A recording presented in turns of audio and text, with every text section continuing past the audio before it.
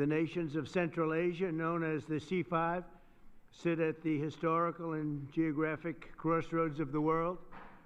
These nations were once home to the ancient Silk Road connecting east and west. Great history, tremendous, beautiful history. Today, their location in the heart of Eurasia gives them incredible importance and unbelievable potential. Sadly, previous American presidents neglected this region completely.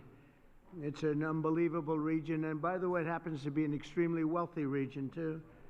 But we are fixing that mistake, and I'm committed to making America's partnership with each of these countries stronger than ever before. And I've had a relationship long before this. We've had a great relationship with some of the leaders sitting at the table, and I understand the importance of this region. One of the most important regions. A lot of people don't know that or didn't know that.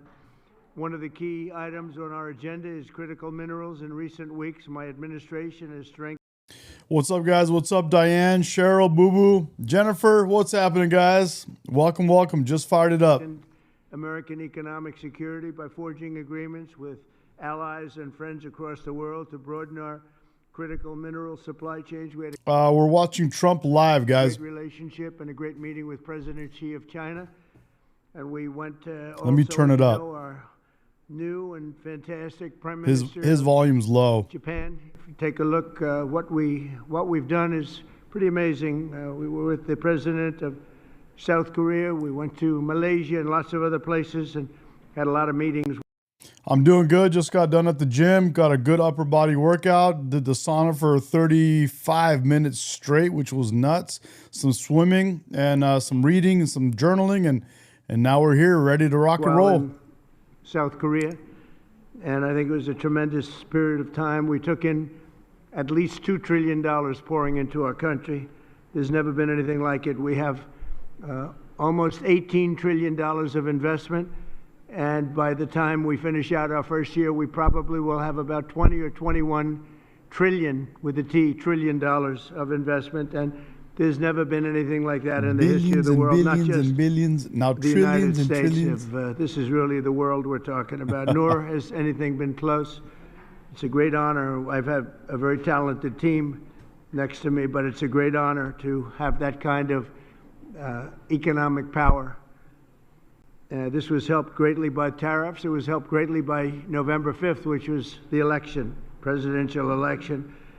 But our countries and the countries that we're dealing with, they're promoting security, stability, and everything else that you can imagine for the entire world. 3 months ago, my administration also brokered a historic peace agreement between nearby Armenia and Azerbaijan, one of the 8 wars. That's right, baby. Billions and billions, and now he's trying to. I think he's starting to get to trillions and trillions and trillions. That we ended in 8 months. At that time, 8 months. We're looking to end one more, if that's possible. Russia. Man, you know you love it. And Ukraine. We haven't gotten there yet, but I think we've made a lot of progress. As I said at the time, that historic accord includes the construction of the new Trump route. It's such a beautiful thing. They named it after me. I really appreciate it. It's actually a big deal. But it's the new Trump route for international peace. This is a road that's being carved and goes through some of the most important places anywhere in the world, some of the most important places economically also anywhere in the world, which will boost commercial activity on the other side of the Caspian Sea, helping nations throughout Central Asia. I'm optimistic that each of the countries here today will reap the benefits of peace if they embrace the opportunity that we've unleashed with the agreement. Some of the countries we're talking about, and what's up, Tammy, Selena? Thank you. Some of the countries. He's talking about trade. He's talking about a trade route going through that Middle East and Asia, that whole Asia part, If we can figure out this whole situation with Iran, bro, that would help, because that's right on that route or close to what he just said. Countries represented here are going to be joining the Abraham Accords, and that those announcements will be made over the next little while. The Abraham Accords are very sought after right now. We're going to be announcing some very important countries that are joining, and for Jared and for Steve Witkoff. We appreciate the great job you've done this evening. I'm also delighted to report that Kazakhstan has officially agreed, and that's official now, as of about 15 minutes ago. I've never seen this type of a table or dinner. This is cool. Look at Trump, man. Everything he does, he finds a way to set it up and speak to the people, let people know what's happening. I like it, man. I love this. I love to keep hearing from the president. And if you want to, you can always turn it off. You don't have to. But if you want to, you can tune in and listen to the guy and have him talk to you and tell you what's going down. A tremendous country with a tremendous leader. I love it. Has officially joined the Abraham Accords. And I just want to thank you, Mr. President. It's a great honor. It's a tremendous honor to have you. Really great. Once again, I'm grateful that each of these respected leaders has made the trip to Washington, and I'm delighted to continue our conversation over dinner. We're going to have a little working dinner, short one. They've been flying a long way. It's a long flight, but we're going to have a quick but very fruitful dinner. I want to thank the media. You've covered it very fairly, and it's really a great honor to be with these incredible leaders. These are highly respected people, and there's no... Speaking about the media, do you guys agree that the media is starting to kind of report things a little better now on both sides? When we talk about like CNN, MSNBC, do you guys notice their anchors, their reporters question, people more evenly, a little more? I'm not saying it's perfect, but a little more evenly now. Games. They don't play games. I want to tell you that. So maybe I'd like to ask you, Mr. President, to say a few words if you'd like, and we can go through the list of the 5, and then we'll have a little dinner, please. Mr. President. Look at this. Look at this table. Look at this dinner. This is cool. I like it. President, first of all, I would like to express my sincere gratitude to you for convening this truly historic meeting at the White House. And under your steadfast leadership, this summit marks Joshua Wilkins, is that another beta in the chat? Come on, Joshua, don't be a beta. Beta. Come on, Joshua. Beta male. Beta male. Beta male. the beginning of a new Already got it started, bro. Interaction between the United States and Central Asia. Precisely 1 year ago, you achieved a landslide victory in historic election which was absolutely clean and fair. And Min makes a great point. Min says, Joshua, who is starving, tells Schumer to stop sitting on the toilet. And once again, my congratulations. Thank you. And my strong belief that, Mr. President, This guy to me looks Asian, but his accent sounds like it's not from an Asian country, but I guess maybe it is. a great leader, statesman, Maybe it is. sent by heaven to bring common sense and traditions that we all share and value back into the United States policy, either domestic or foreign.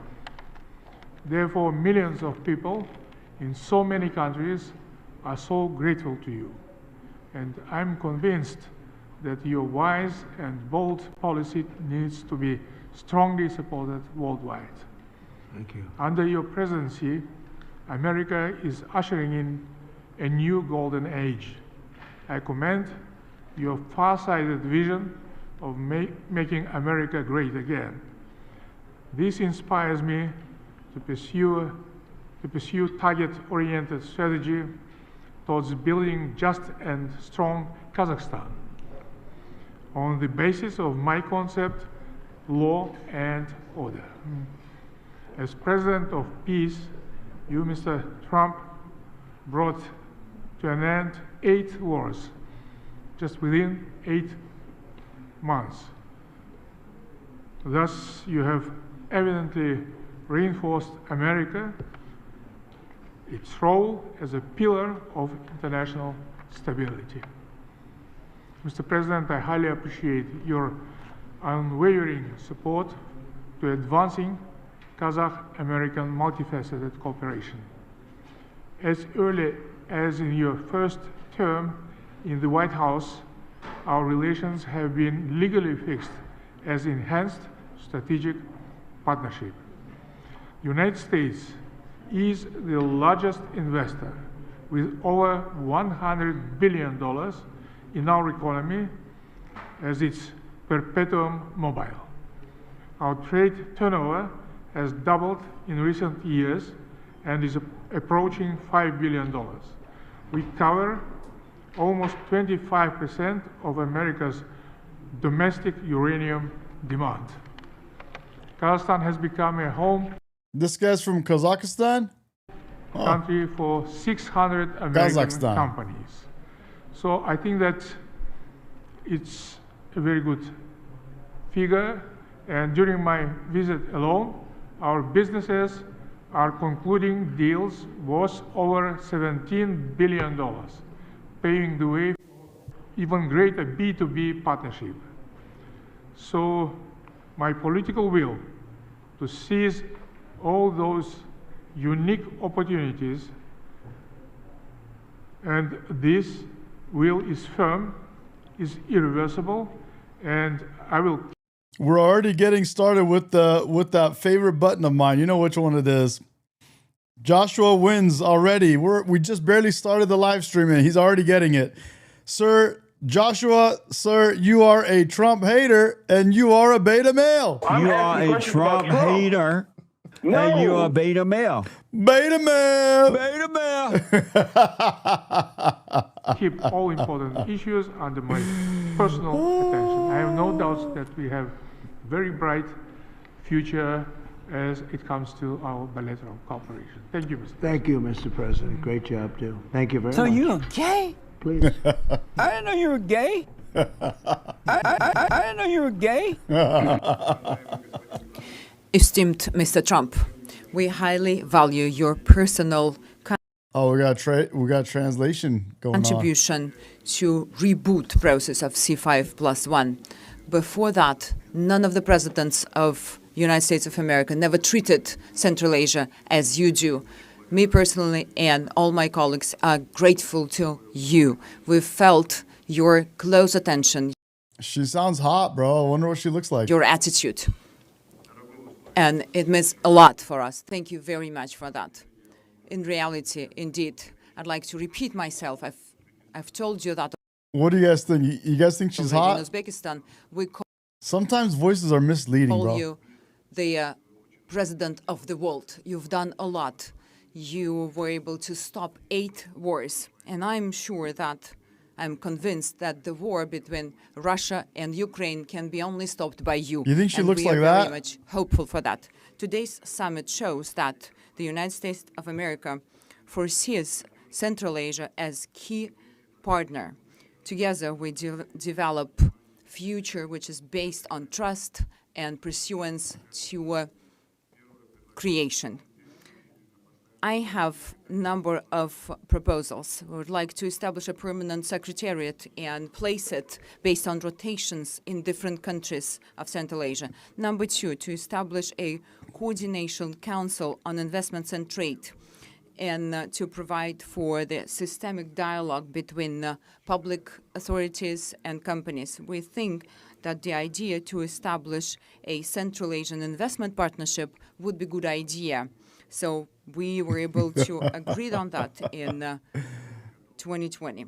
I We love are it, ready man. to continuously work with the U.S. on establishing communicational and energy projects, What's up, Candy? transportation, to link Central Asia and Europe, applying and using Trump route. 3-year plan has been established, as I told you already. Damn, bro. I love it. We got the Trump route now set up in Asia. The Trump route, bro. To implement our investment program for $34 billion US. W. So it's a Christopher Cunningham, bro. Christopher Cunningham has half a brain. At least we know he's got half a brain. Thank you, brother. The Great White Hope. President Trump is the great white hope, and President Trump is Joshua's daddy. The Great White Hope. projects, and we've discussed it with you already, both in New York and today I've mentioned it to you. So we have strong perspective. Once again, I would like to express my deepest gratitude for all that has been already done. And we will take back a lot of results from this summit. It is a landmarking summit, and your attitude towards all of us means your great support to us to strengthen Central Asia and to strengthen the partnership between Central Asia and the U.S. C5+1 have to become efficient mechanism of our practical partnership, and I propose to host our next summit in 2026 in Samarkand to establish this further. I'm pretty sure that, I'm convinced, Mr. Trump, that under your leadership, it will be a strong partnership. Thank you very much for your attention, and we will be well prepared for the summit in Samarkand. Thank you, Mr. President. Please. Too bad we don't get to see her, bro. President Donald Trump, I thank you very much for invitation to participate in today's very important. Jennifer is right. She says Josh has TDS and white guilt. Yep, and he's a virtue signaling idiot. Sorry, virtue signaling useful idiot. They're making good use of him. They've brainwashed him and they indoctrinated him and they sent him over to us to try to show us the way. But it's evident that you are a Trump hater and a beta male. You are a Trump hater, and you are a beta male. You're not doing enough. You need to do more, Josh. You're not doing enough. Go help more people so that they can be in better places and you could be more virtuous, bro. Let us know what else you're doing. One sober person is not enough, bro. We need more. High-level commemorative meeting in the format of C5+1, the Central Asia and the United States. You play a remarkable and highly commendable role in ensuring peace and stability in conflict regions around the world, and your peaceful efforts. Trump is your daddy, and he's your daddy for the next 3+ years. And then again in 2028, it starts all over again. Trump 2028, baby. Are worthy of praise, and I extend my heartfelt congratulations to you, Mr. President. And today our collaboration, our wide-ranging bilateral cooperation covers different areas: trade, economy, security. As it comes to our security cooperation, we particularly have an excellent cooperation on counterterrorism, fighting extremism, and the drug trafficking. Mr. President, over 70 companies with American investment are operating in Tajikistan today, and 93% of my country is mountainous, and we have an abundance of natural resources, particularly water, hydropower, critical minerals, and rare earth materials. Tajikistan is a home for 13,000 glaciers, and approximately 60% of Central Asian water resources originate in Tajikistan, and our country is rich in strategically important minerals, including rare earth minerals and critical materials. Tajikistan is a member of both the European Union's Critical Raw Materials Club and the United States Beta male.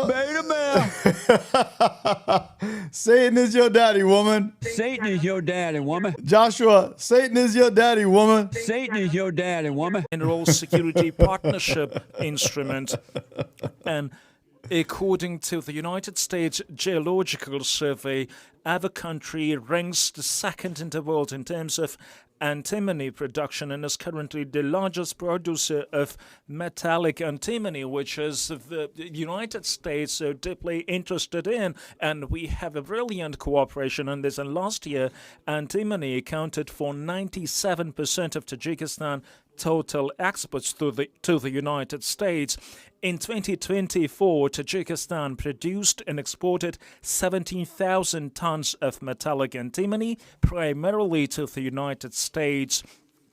And the activities of ANZOB, joint venture and ANZOB Metallurgical Company in Tajikistan with American investment by ComSub, American company, exemplify our strong and long-enduring collaboration. However, there are still many opportunities in terms of trade and investment, and we are interested in expanding economic and trade cooperation between our countries. So there is a good opportunity. No sweat, boo-boo, go. Do it, bro. You're good. Sustainable artificial intelligence data centers. No apologies needed, bud. We have a brilliant cooperation between our air companies, and since 2008, Tajikistan's Somon Air Company had purchased 8 mid-sized Boeing aircraft with a total volume of 440 million US. I think we need to go to Kennedy, bro, because he did this like a little earlier today. I want to hear what he said. Mr. President, this weekend I watched, probably like you, a number of folks go on television and confidently predict that we were going to be out of the shutdown. Some said as early as Wednesday. One confidently predicted Thursday. A couple more said Friday. So when I came back on Monday, I was pretty sanguine about things. It gives me no joy to say this, but I was wrong.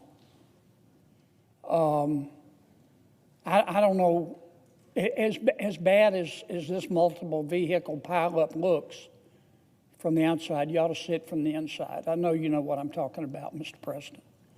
The Republicans have voted 14 times to come out of the shutdown. My Democratic friends have voted 14 times to stay shut down. And I think it's going to be like that for a while. I used to have a beagle, Mr. President. I loved him to death. His name was Roger. He was a rascal. Roger would run off. He was a rabbit dog that we picked up as a stray. Roger would run off for 3 days, scare me to death. I was afraid he was going to die. And after 3 days, he'd come staggering back home, and he always had roadkill in his mouth. And he would hide that roadkill under my back porch.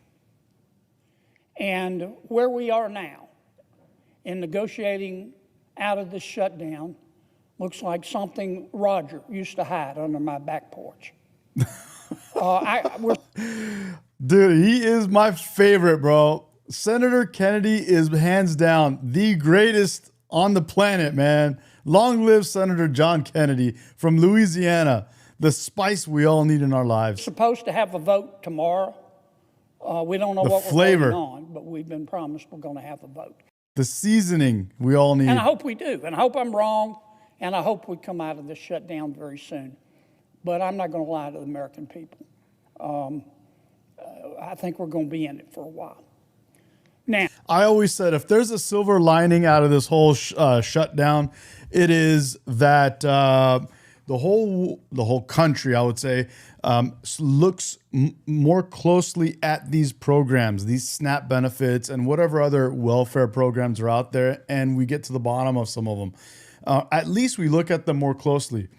And definitely the same side that is benefiting, the same people that are benefiting from these programs are being forced to look at them more closely. That to me is the silver lining. We now know, and the whole world knows, that 42 million people are on SNAP benefits. That's 12% of our country. Now, we wouldn't have figured this out. We could have figured it out, but we wouldn't be looking at it and scrutinizing this thing if it weren't for this government shutdown. And I think that's the silver lining in this. And I think there's a common thing. There's going to be the similar kind of silver lining with Mamdani getting elected in New York City. There's going to be more scrutiny on this so-called socialist Democrat Party. as everyone knows, folks aren't being paid while we're in a shutdown. Our air traffic controllers are not being paid. In fact, starting tomorrow, Beta male. the airlines are going to be canceling flights. Our staffs are not being paid. Federal employees are not being paid. These young men and women here, our pages, are not being paid. Our military is only being partially paid. I'm confused about SNAP payments. Some say the payments are being made, some say they aren't. I don't know who's telling the truth, but I do know this. I don't think anybody wants to see anybody hungry in America. Of course not. The only people that I can ascertain who are being paid are members of Congress. Now, I'm not being paid. I said I wasn't going to take a salary during the shutdown. And some of my colleagues are, and I'm not judging anybody. I'm really, the purpose of this is not to judge anybody. I'm just saying that it's time that Congress set an example. I've got two bills I'm going to offer up today. The first one is called the No Shutdown Paychecks to Politicians Act. This just says that while we're in a shutdown, members of Congress don't get paid, and they don't get back pay.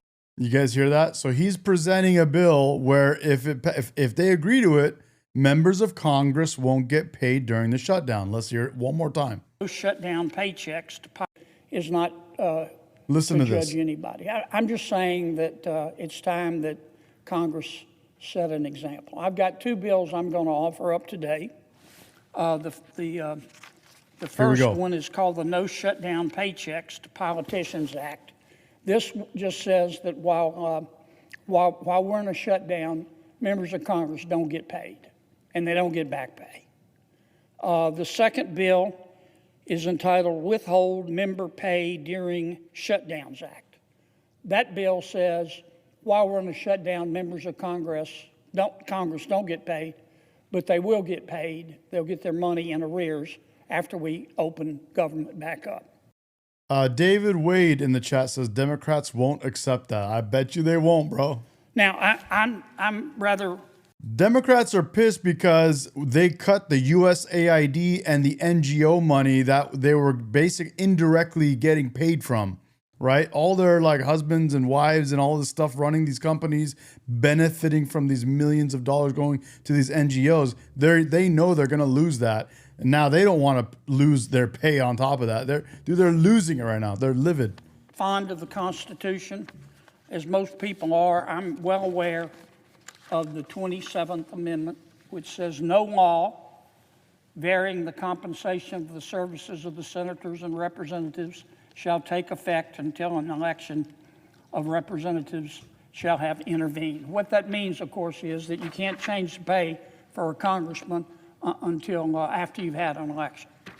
I think my bills are constitutional for two reasons. Number one, we're not changing the rate of compensation. We're just saying during a shutdown, you're not going to get your money. Number two, there is precedent for this. Back in 2013, President Obama had Congress pass what's called the No Budget, No Pay Act of 2013. President Obama's bill said, look, Congress is about to go into a shutdown. Fine, have at it, knock yourselves out, go into a shutdown.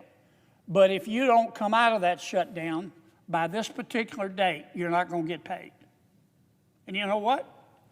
Members of Congress had an epiphany. They had a Damascene moment. They were born again. They got out of the shutdown in time to be paid. I'm not trying to put down anybody. I'm not trying to... WR Line and W Michael. Michael in the chat says, I don't get paid if I don't work. Congress should not get paid, period. To condemn folks who have been taking their salary. And he also says Congress should only get paid on merit. Good luck with that. I'd love to see that, bro. Honestly, I would love that. I'm not saying they don't earn every bit of it, but I am saying what's good for the goose is good for the gander. And I'm going to offer up these two bills for the members' consideration. So, starting with my first bill, which would say members of Congress can't be paid and don't get back pay even after we end the shutdown. That's called the No Shutdown Paychecks to Politicians Act. I ask unanimous consent that the Senate proceed they won't go for it. to the immediate consideration of my bill, that bill, which I just described, which is at the desk. I further ask that the bill be considered read a third time and passed, and that the motion to reconsider be considered made and laid upon the table. Is there objection? Mr. President, reserving the right to object. I think it's time Is there an objection? Oh, let's see this, bro. that instead of closing the government down further, that we begin to open up government. What I will offer is legislation that instead of closing government down further, begins to pay those who are working, pays our soldiers, pays our air traffic controllers, pays everyone who's showing up for work. I think this should become a permanent feature of our government. I think it's disruptive, I think it's unfair, and I think it's wrong that we don't pay the workers that are showing up. So is he objecting, but deflecting and strawmanning right now? But a better way than isolating out different groups and punishing different groups is to actually pay those who are working. And I think we should do this. If we pass this legislation, this would never be a problem again. We're going to run into disagreements in the future. We're going to have times when the government shuts down. Yeah, I know he's a Republican, but is he objecting?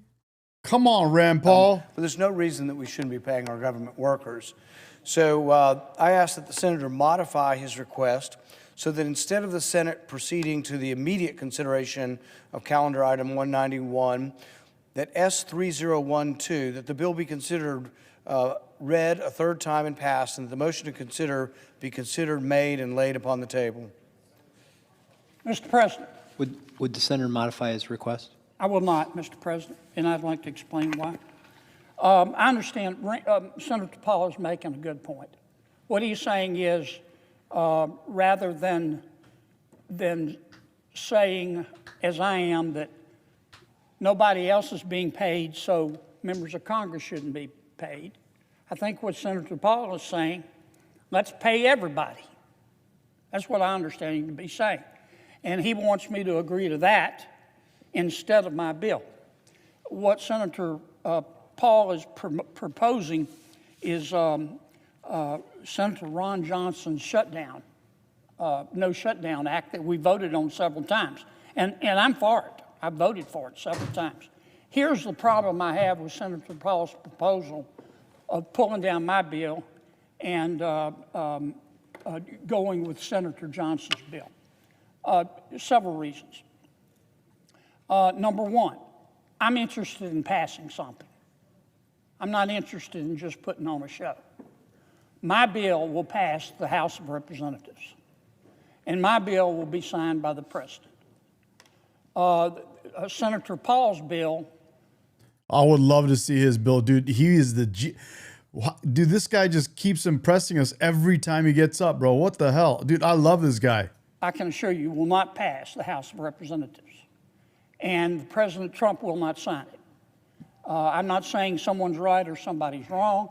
President Trump does not consider to be Senator Paul to be part of his MAGA agenda, and he will veto it. And then we're right back to square one. So for that reason, I can't substitute his for mine, because his is going to be as dead as fried chicken here in a few days, and mine has a chance to pass. Now, I need some clarification, Mr. President. Parliamentary inquiry, if you will. Do I understand that Senator Paul has objected to my bill? Correctly? Dang. The senator from Kentucky asked if you would modify your request. And his modification, if I might ask, is to substitute his bill for mine. That is the understanding of the chair. Okay. I have said I will not substitute his bill for mine. Objection to the modification is heard. Okay. Now, Is there an objection to the original request? Reserving the right, Mr. President. Candy says, I don't see you eating, Medi. Yes, I got out of the gym and I made myself a protein shake, and Miss Medication's busy and she needs to get her butt back in the kitchen and make us some food. Senator Come on, woman. from Kentucky. Reserving the right to object. I think it's actually Here she not is. clear at all that the president wouldn't sign a bill You to only get continue paying kisses for federal dinner. workers. I think it's actually a universal sentiment among both parties, among the American people, particularly among the soldiers, that we ought to continue to pay the soldiers, continue to pay the workers. I'm perhaps the most conservative member of the Senate. I vote to cut spending on everything. I think we spend way too much, but I'm not for cutting the salaries of people who have a contract and who are doing their work. Now, I probably would not hire new people, and I would probably let the federal government shrink gradually through attrition because I think we need to be smaller. No apron, bro. She's got to look hot even while she's in the kitchen, bro. We want skirts. I want skirts. If you work for government, you're doing your job, and you have a contract. I need something I can live. I think you ought to be paid. So I don't think it's not clear that the president wouldn't support this. I think it's actually quite confusing that this is being objected by the Democrats. And I think actually it'd be nice to let the Democrats, have a round at this and explain to us why they don't want to pay their air traffic controllers. Look, we can have a dispute over spending. I think the Republican proposal spends too much. I think the Democrat proposal spends too much. Daryl says topless. Typically it is, bro. That's why she doesn't always come on, because she doesn't wear enough clothes to come on here. But finally, at this moment, she did. Did he say he objects? But I think we ought to pay the workers while we're working out the debate over what the spending level ought to be. I think it's actually an untenable position of Democrats to come before this body and say, oh, we want to give subsidies to people who make $225,000 a year. That's what they're arguing for. The Obamacare subsidies are not the basic subsidies. These are add-on subsidies that started 2 years ago. If you make $100,000 a year, the Democrats want to give you $13,000. Meanwhile, people who make $20,000 and are on food stamps are not going to get food stamps, but somebody making $100,000 is going to get $13,000. That doesn't sound like the Democrats are for the working class or for the poor. It sounds like the Democrats are for people making $200,000 a year to get a subsidy. But I think in the midst of all this, with pressure, I think the Democrats could be made to understand and support paying the government workers. I mean, I just... Did he come out and say, I object? Do I have to rewind it? It is something eminently reasonable. Alan, we got another beta in the chat. Alan is a beta male. Beta male. Beta male. Beta male. Sir, I think it is something. Does he get the other one? And I don't see the president objecting to this. Does he get the other one? The president would sign this in a heartbeat. So I object. Oh, he's straight. Okay, so he objects, bro. He objects. Here we go. Objection is heard. Mr. President, Chair recognizes the senator from Louisiana. Could I ask for clarification? I have offered in a bill to say that Congress does not get paid like everyone else is not being paid during the shutdown. Okay, here we go. He's getting into it. But first, we got to get to Alan. Alan, you are a Trump hater and you are a beta male. You are a Trump hater and you are a beta male. There's been a little bit back and forth. As I understand it, Senator Paul has objected to that bill. Is that correct? The senator from Kentucky objected to your unanimous consent request. To my bill to keep, say Congress isn't paid during the shutdown. Is that correct? To the bill you ask unanimous consent to pass. He objected to the unanimous consent. I want to bring up my second bill. Wow, Rand Paul objected to his bill, bro. Wow, dude, I'm gonna make a reel out of this. That's nuts, bro. What a beta, bro. Rand Paul gets the button now. Beta male. Man, be a alpha male, not a beta male. Come on, Rand Paul. It's called the Withhold Member Pay During Shutdowns Act. What are you guys' thoughts on Rand Paul objecting to President Kennedy's bill that Congress shouldn't get paid if the government's shut down? Remember, my first bill that Senator Paul objected to would have said members of Congress don't get paid, just like our staffs don't get paid, just like air traffic controllers don't get paid, just like the military doesn't get paid. We don't get paid until the shutdown is lifted. And we don't get our money in arrears. In other words, we don't recoup our money once the shutdown is lifted. Perhaps Senator Paul will find my second bill to be more palatable to him and his pocketbook. The Withhold Member Pay During Shutdowns Act would say, while we're in a shutdown and everyone else is not being paid, Congress would not be paid. But members of Congress, including Senator Paul, including me, including all members of Congress, would have the right to get the money back to be paid after they're out of the shutdown. In other words, the money would be escrowed, and they would get it once we came out of the shutdown. Again, there is precedent for that. I talked about what Senator Obama did back in 2013. And for that reason, Mr. President, I'm going to ask unanimous consent on that one. Alan is not only a beta male, he's kicking himself out of the chat. There you go, bro. There you go. Enjoy that. Enjoy, bro. I ask unanimous consent that the Committee on Homeland Security and Governmental Affairs be discharged from further consideration of S3057. Is that the right bill number? Okay. Is that the right bill number, Madam Clerk? I can't believe Rand Paul just turned down, just rejected that bill. I can't believe that, bro.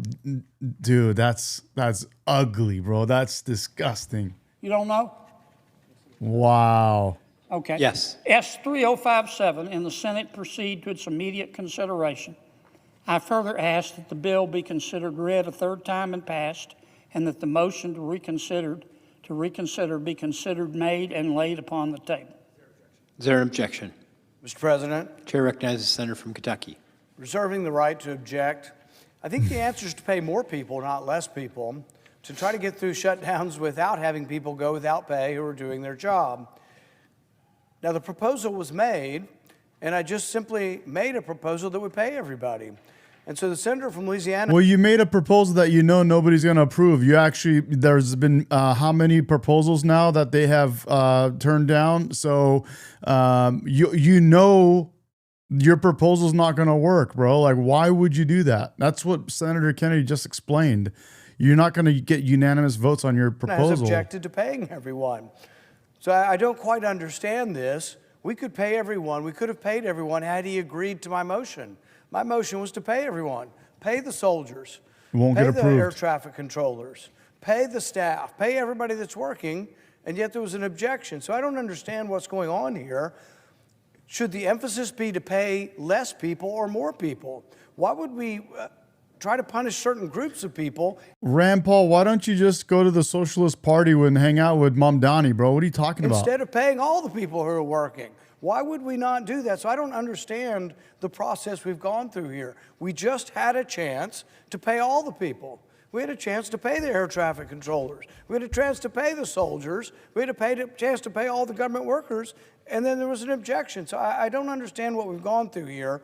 But I, for one, well, it's no wonder you don't understand, bro. Your fucking panties aren't a bunch. You're a retard. The bill that I have presented talking about, bro? is not just to pay them one time. It's to pay all workers all the time who are under contract, who show up for work, whether there's a shutdown or not. It's a permanent payday for those who do their job. That was the fix. It's not a niche bill. It's not to punish one group or the other group. It's to say, if you're working and there's a disagreement on the spending levels, that all workers are paid. I don't understand the objection, and I will continue to support paying all the workers all the time they're at work, whether there's a shutdown or not. I object. Objection is heard. Mr. President. Chair recognizes Senator for Louisiana. A point of clarification. Senator Paul has objected to my bill, or he wants me to modify it? He objected to your bill. Okay. I'm not done yet. Let me see, maybe I wasn't clear. I apologize, Rand, if I wasn't clear. I support Rand's bill.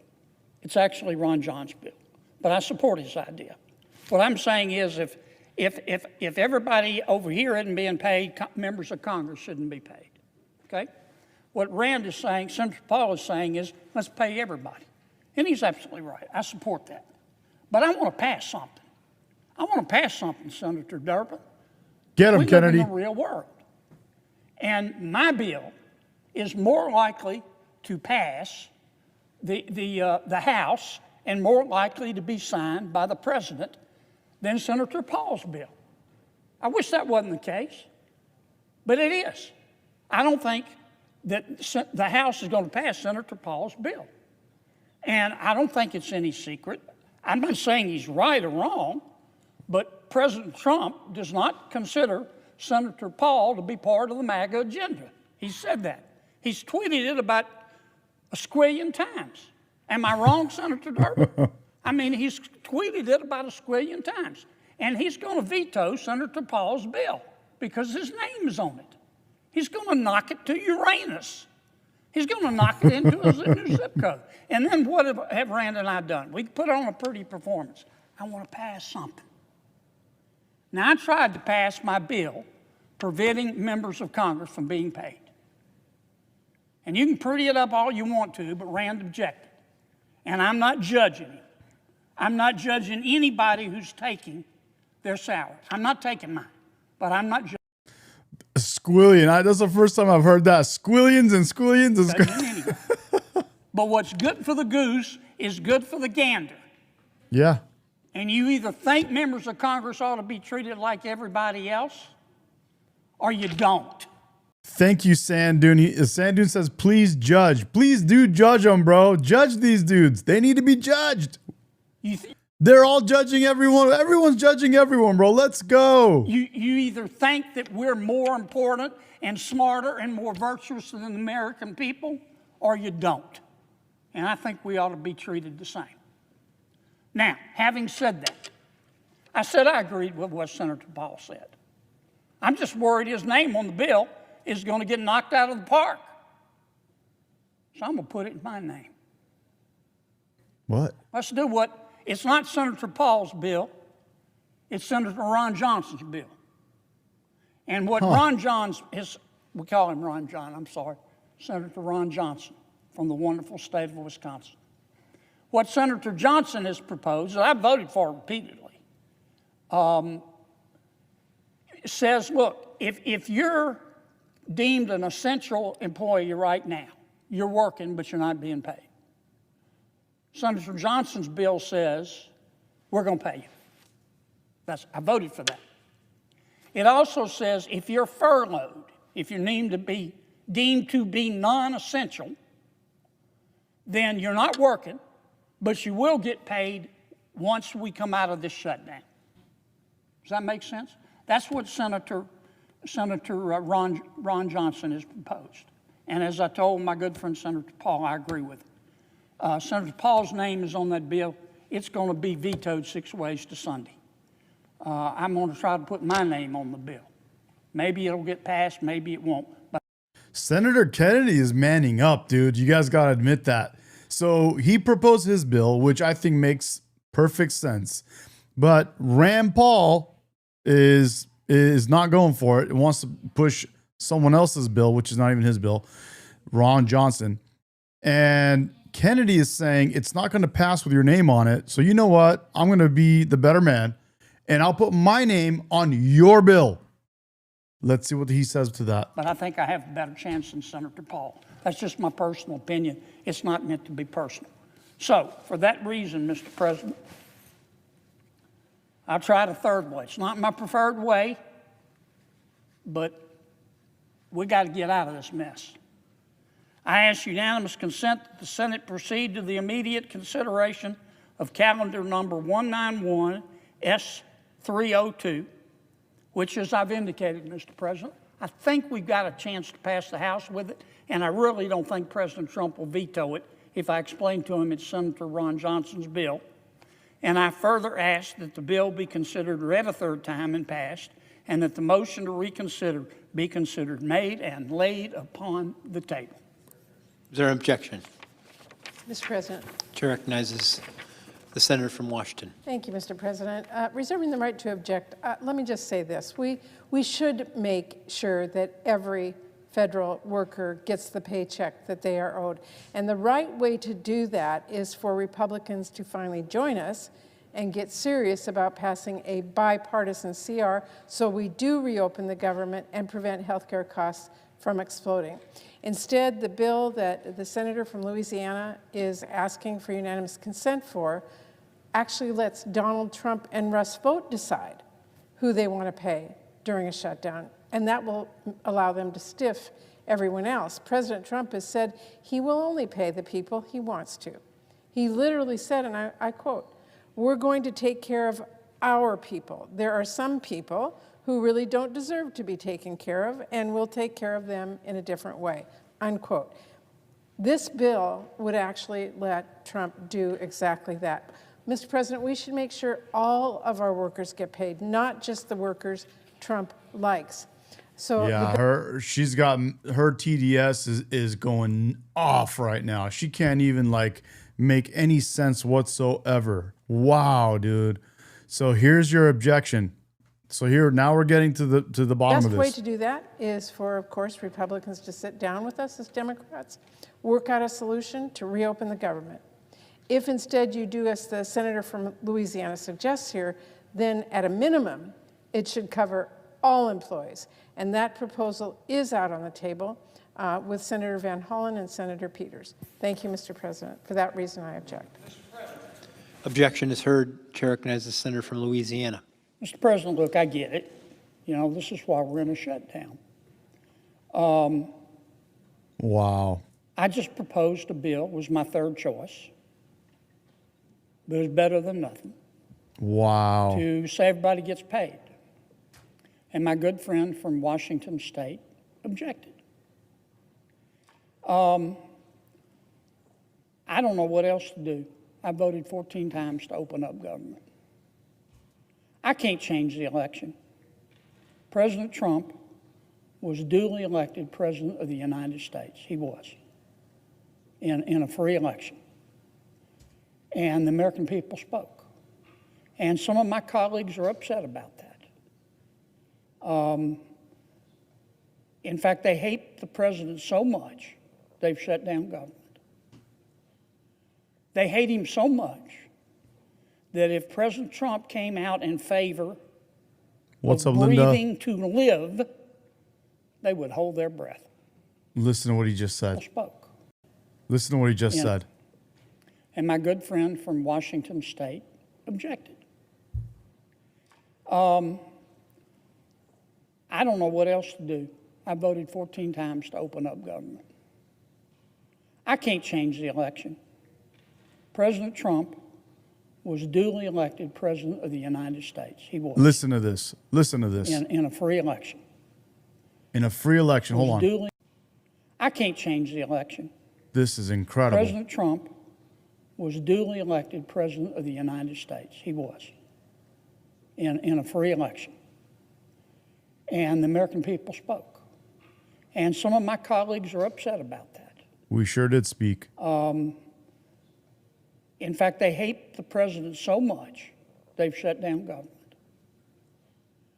They hate him so much that if President Trump came out in favor of breathing to live, they would hold their breath. It's not rational. It's not rational. And I just don't know what else to do. All I can tell my Democratic friends is, look, reasonable people disagree, and I get it. But you're just being too emotional. Yeah. You need to go drink a big, old, cold, tall glass of Get Over It. Yeah. And realize that President Trump is the President of the United States. Don't shut government down because of it. Mr. President, you've been really patient. And even though the parliamentarian tried to get you to dodge my questions, you answered them straight up, and I really appreciate it. This is the end of this. That's the end of this one. We're going to get back to Trump, but I got to hear this again. I'm going to make a reel out of this for Instagram and YouTube because this is just incredible right here. This piece right here by our beautiful, lovely Senator John Kennedy, the season that we all need and love in our life. He said it right here. So much. And the American people spoke. Everybody gets paid. For that reason. And my good friend from Washington State objected. Right here. I don't know what else to do. I voted 14 times to open up government. I can't change the election. President Trump was duly elected President of the United States. He was, in a free election. And the American people spoke. And some of my colleagues are upset about that. In fact, they hate the president so much, they've shut down government. They hate him so much that if President Trump came out in favor of breathing to live, they would hold their breath. It's not rational. And I just don't know what else to do. All I can tell my Democratic friends is, look, reasonable people disagree, and I get it. Wow. But you're just being too emotional. Wow. You need to go drink a big, old, cold, tall glass of get over it and realize that President Trump is the President of the United States. Don't shut government down because of it.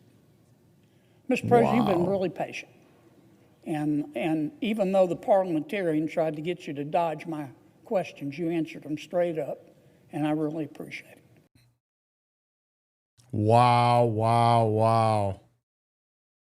Incredible. And these companies Mr. Coleman. expected. Wow. We have successfully Have you achieved ever this heard goal, most importantly through the peaceful means. expression, power Maybe a couple of doesn't questions, change? ideally on this topic, please. Please. Kazakhstan and the US have signed over $17 billion in new deals in aviation, minerals, and digital technology. In your view, This is which the area of this Trump partnership dinner that matters is most? And pretty much second happening question, right as we President Trump, speak. when can we report that you will be the first US president to visit Kazakhstan? When will you be our guest? I think it's very possible that we'll do that. And I think all of those are very important items when you think of it, right? It's, you never know from year to year. One becomes more important than the other, but they're all. Guys, that's crazy. I wanna hear more from that. That's just wild. I don't know. I want to hear more from them. I'm going to find more of that video. But also a number of other countries. Abraham Accords, of course. Abraham Accords. Smoky Eyes is talking. Those who are listening who don't appreciate. The Abraham Accords, of course, is the historic agreement struck by the president in the first term to rebuild the alliance structure and the relationships between Israel and a number of the majority Muslim countries in that region of the world. What the president has done is actually signaled that the momentum of the Abraham Accords is alive and well in the second administration. I think it's not just going to be Kazakhstan, but also a number of other countries that join in the months to come. So it's a great signal, Louisiana. a great act of friendship, and a great sign that the Abraham Accords is alive and well. Marco? I think that's the wrong way to analyze it. There's a lot of countries that have diplomatic relations with one another. The Abraham Accords is a partnership. It's an enhanced relationship beyond just diplomatic relations and having embassies in each other's capitals. It is, and it's not just with Israel, it's with all the other countries that are part of the accord. You're now creating a partnership that brings special and unique economic development on all sorts of issues that they can work on together. So that's really the benefit of it, and the strength of it is to have majority Muslim countries, the Jewish state, able to partner on things to show the world that it is possible. Essentially, we've really expanded the Abraham Accords, and one of the reasons is we are right now in negotiations or talks with many countries that really wanted to come in, but they couldn't because of the status of Iran. When Iran had a possibility of nuclear weapons, which they do not have now, when Iran was the bully of the Middle East, let's call it the bully of the Middle East, which it isn't anymore. I think this is the rest of that video. I can't change the election. President, you've been really patient. And even though the parliament drank a big, old, cold, tall glass of get over this is the rest of that video. and realize that President Trump is the President of the United States. Don't shut government down because of it. Mr. President, you've been really patient. And even though the parliamentarian tried to get you to dodge my questions, you answered them straight up, and I really appreciate it. With that, I yield. No, I suggest the absence of a quorum. Clerk will call the roll. Ms. Alsobrooks.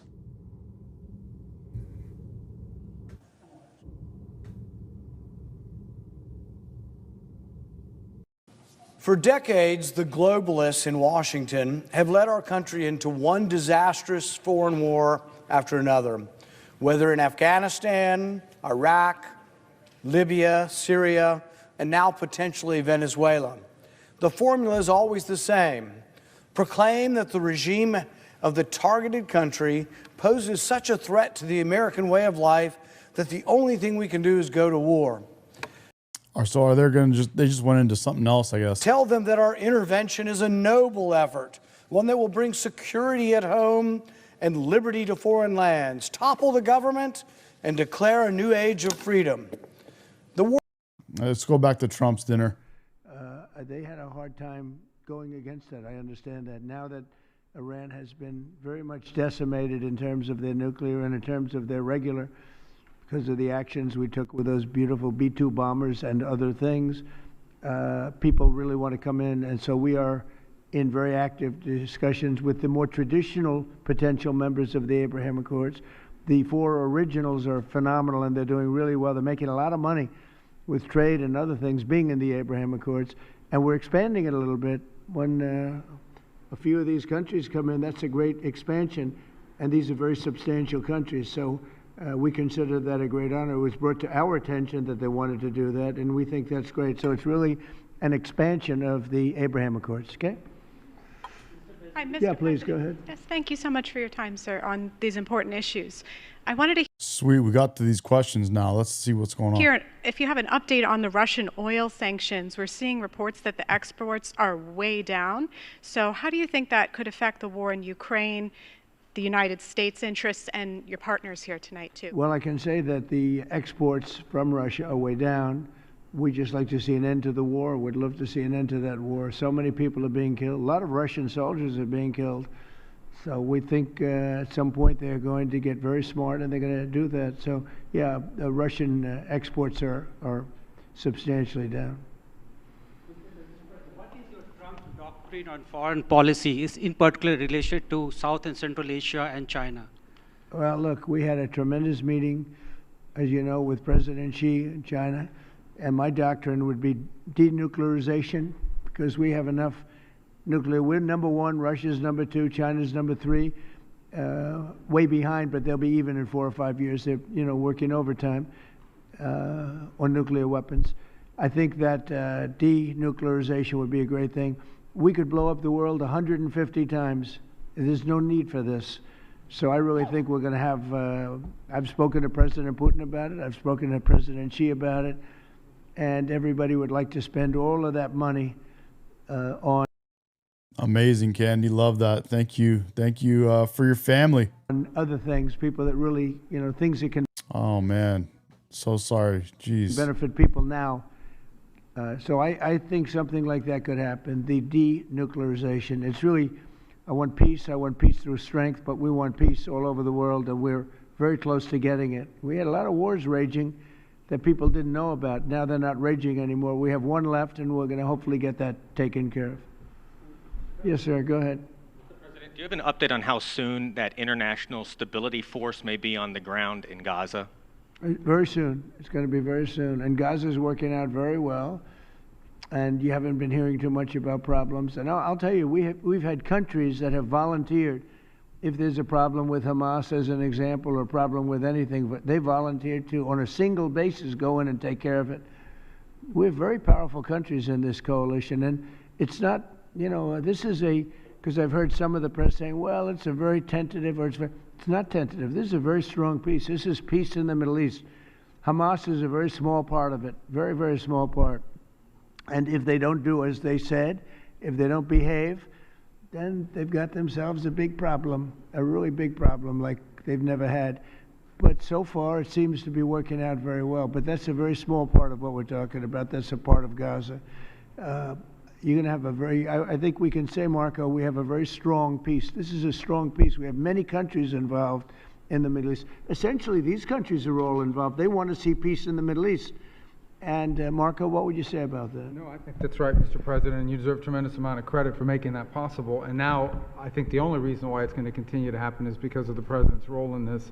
So there's work being done at the United Nations now to come up with a resolution that creates the framework internationally so that these countries who are all volunteering, as you know, Mr. President, to be a part of the stabilization force can come aboard. But they need this UN mandate in order to be able to do it. And we've made a lot of progress over the last few days. And, you know, Jared Kushner and Steve Woodcock have been working very hard on that. And today was a good day on that front.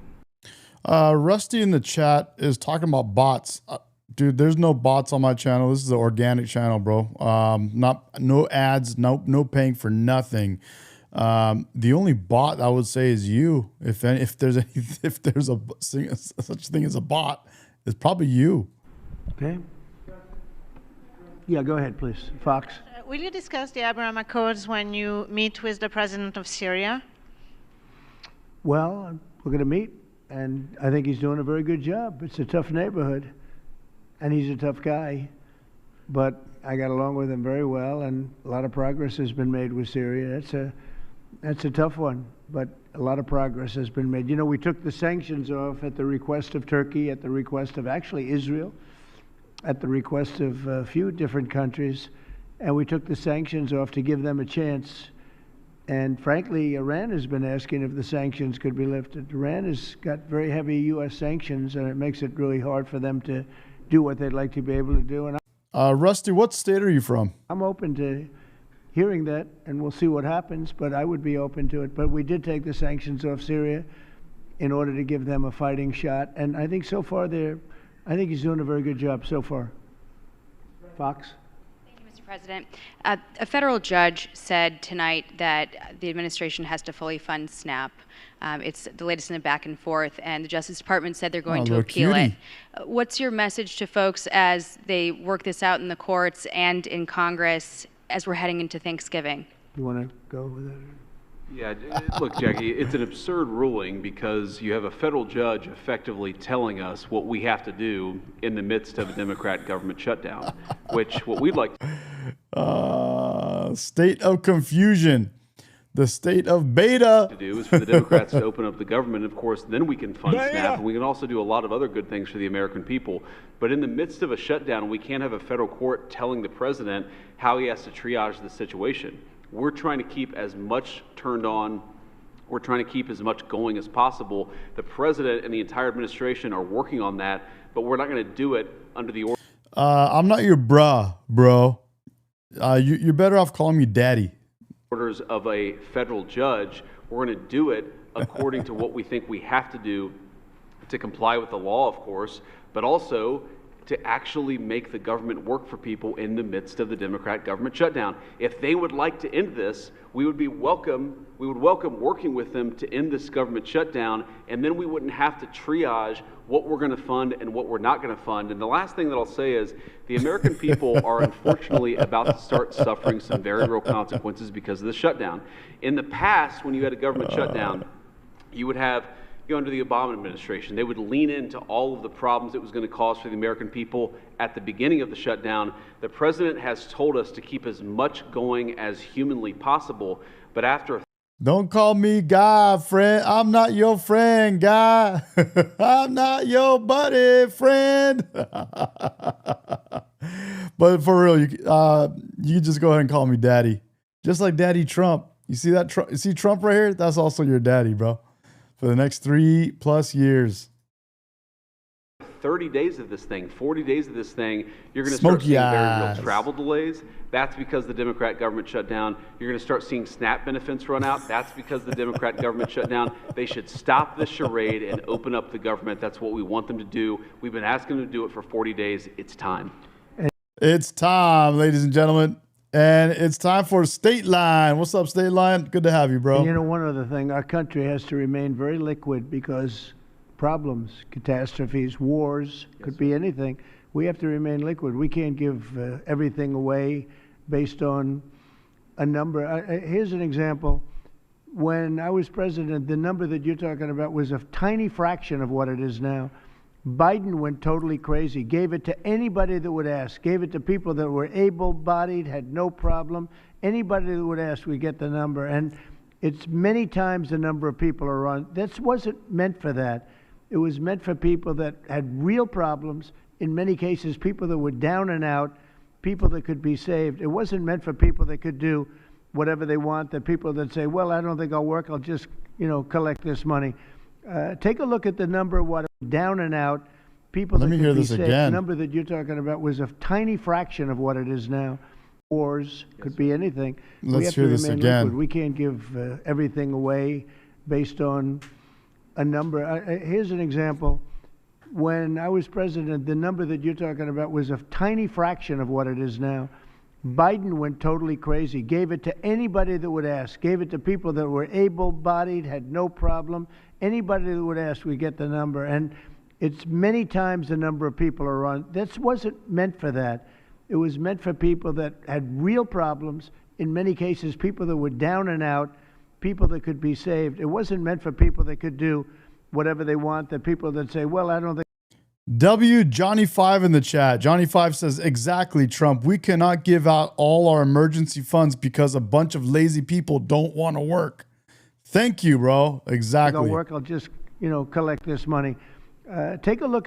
Candace, bro, says, I love MAGA. Make America great again, bro. There's nothing wrong with wanting to make your country great again. Candace, yes. Sandunes, yes. Yes. Get the number one. Laura says, I thought Kennedy was proposing a bill today. Kennedy proposed a bill today so that a bill that would make it so Congress doesn't get paid when the government is shut down. And Rand Paul and the Democrats opposed it. What it was rejected during my administration and what it was during the Biden administration. It went up many, many times my first term. USA, baby. One of the America. A number came out today that was amazing. Walmart. I trust Walmart. Arkansas, great place, Arkansas. Great company, Walmart. They announced today after many years, they do this every year for many years, that Thanksgiving for the United States of America under Rusty keeps asking about bots, and you're spamming the chat now. I'm gonna kick you out, bro, if you don't stop. I got no bots. You're the only bot in the channel, bro. This is an organic channel, and if you're gonna be a retard like the rest of your libtards, we'll just go ahead and boot you, bro. Donald Trump as president is Real 25% less for Thanksgiving meal with all the trimmings than it was under Sleepy Joe Biden's administration.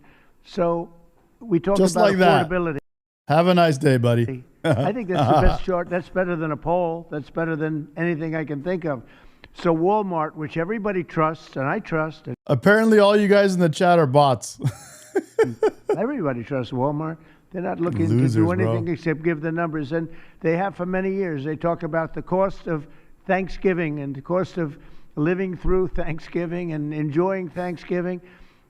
For Joe Biden, it was 25% more than it is for me. At a later time, our energy costs are way down, our groceries are way down, everything is way down, and the press doesn't report it. The press reports. State Line called it, bro. State Line says, no bots, just creepers in the background. What do you say? Stalkers, yeah. and who is it came in? And Johnny says, LMAO, State Line, on God, I was just creeping in the background. It's okay. Everyone watching right now, we got 276 people watching. And they're not getting involved in the chat because they're interested. They want to be entertained. Maybe they're cooking and they set their phone down. They like the sound of my voice. And they just want to, do that. Or maybe they're going to bed and, they want to go to bed to the sound of my voice. It's whatever the con people say. I call the Democrats or con eating, men and women. They eating, make up PXD squared says eating.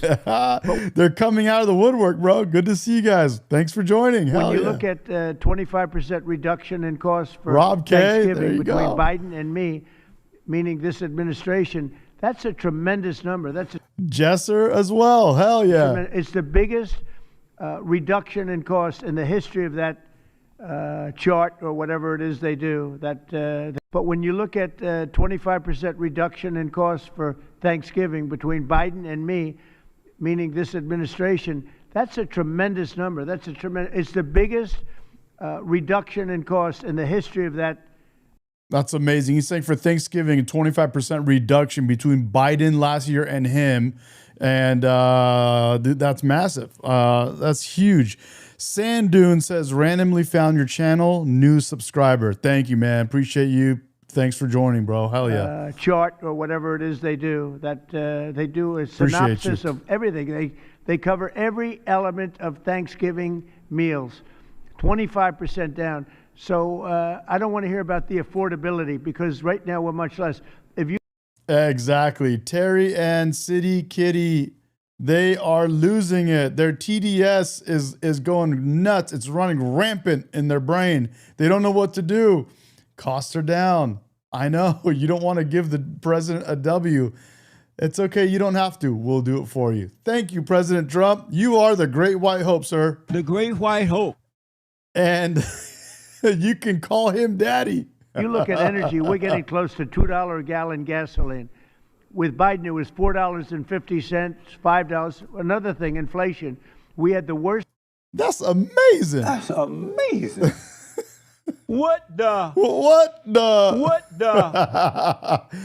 That's amazing. That's amazing. Inflation in the history of our country. Now we have virtually no inflation at all. It's down at a very What's low up, Pat? number and a very normal number. So the affordability is much better with the Republicans. The only problem is the Republicans don't talk about it. And Republicans should start talking about it and use their heads because we have great numbers. We have and they're going to only get better. When all these jobs open up, all these factories open up that are being built all over our country. Yep. I mean, we are building auto plants. We're building AI plants. We're leading in AI over China and everybody else. When all of these plants start opening, we're going to have a revolution, a positive revolution, economic revolution like never before. Thank you very much, everybody. Thank you. Thank you. Hell yeah. Hell yeah. Hell yeah, dude. Love that. He just handed it right to him, dude. I love that.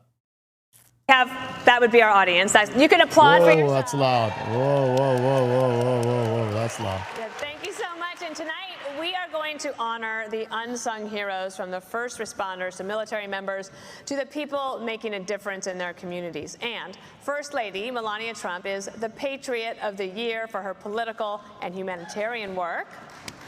Yes. And there's a brand new honor. Erica Kirk will receive the first ever Charlie Kirk Legacy Award, marking her husband's incredible life and work. Jesse Waters spoke to her in an interview last night. At that time, the video was everywhere. How do you process that? I never saw the video. I never will see it. I never want to see it. There's certain things you see in your life that you can never unsee. There's certain things you see in your life that mark your soul forever. I don't want my husband's public assassination to be something I ever see. I don't want my kids to ever see that. And for people who actually enjoy watching that, which is quite literally sick. It was truly a masterful interview that Jesse did, and Erica Kirk also reflected on the incredible outpouring of support for Charlie after the assassination. A lot of this is from when people came to the campus, the Turning Point USA offices, and left it outside the gates. Also, a lot has been mailed. I mean, it's just unbelievably humbling. But this is all mail. I told them not to throw anything away. I want every single card saved for my kids. And for when, if the day gets hard at your desk, you come into this mailroom, and I want you to come in, and I want you to pick up any of these cards, and I want you to read it so you can put into perspective why you work here. And huge crowds came out for a Turning Point USA event at Auburn University in Alabama, featuring Eric and Lara Trump, and a special guest phoned in. By the way, should we see what he's doing right now? Should we try calling him? Oh. So we have the most beautiful crowd of people, thousands and thousands of people at Auburn University. I just want to pay my respects to Charlie and Erica. These are two incredible people. And so here we are at Turning Point USA, which is Turning Point USA, as part of the subject of what has become an incredible tradition at Fox News, which is the Patriot Awards. And September 10th was the day of the assassination. And Jesse, you had this opportunity to talk to Erica Kirk, and it's going to be quite something tonight when you present her with this award, because this program that our company puts on is to recognize these people who have made incredible differences in their community. And in this particular year, I can't think of anybody who had bigger impact than Charlie Kirk and now Erica Kirk. Yeah, it was a great honor to be a part of that interview. And she's just so graceful, but also tenacious. And you see how she's so inspiring. She speaks with such conviction about right and wrong, good and evil. And you don't really see someone that age take on something in a spiritual sense in this country. And you know, the famous quote behind every great man is a great woman, we're now realizing how great Charlie was by seeing how great Erica is. And I didn't really understand the impact until I went into the mailroom. Yeah. So this room, tens of thousands of letters, this massive bin, I could barely pick it up. And I've been working out. I've been doing the Pete and Bobby challenge, and I haven't posted the video yet. I know I'm better than this guy, but I will eventually. Anytime. And it's not just from people, it's from children. Children in crayons are writing letters. They're misspelling words, but it shows you just how strong of a voice Charlie was. And it really is sad to see the interview, and it's a sad and somber experience, but it's going to be beautiful because Erica has been able to take hope from grief, and hopefully we'll see some hope this evening. Before we go all around the table, I wanted to ask you about what you heard from her in terms of the future.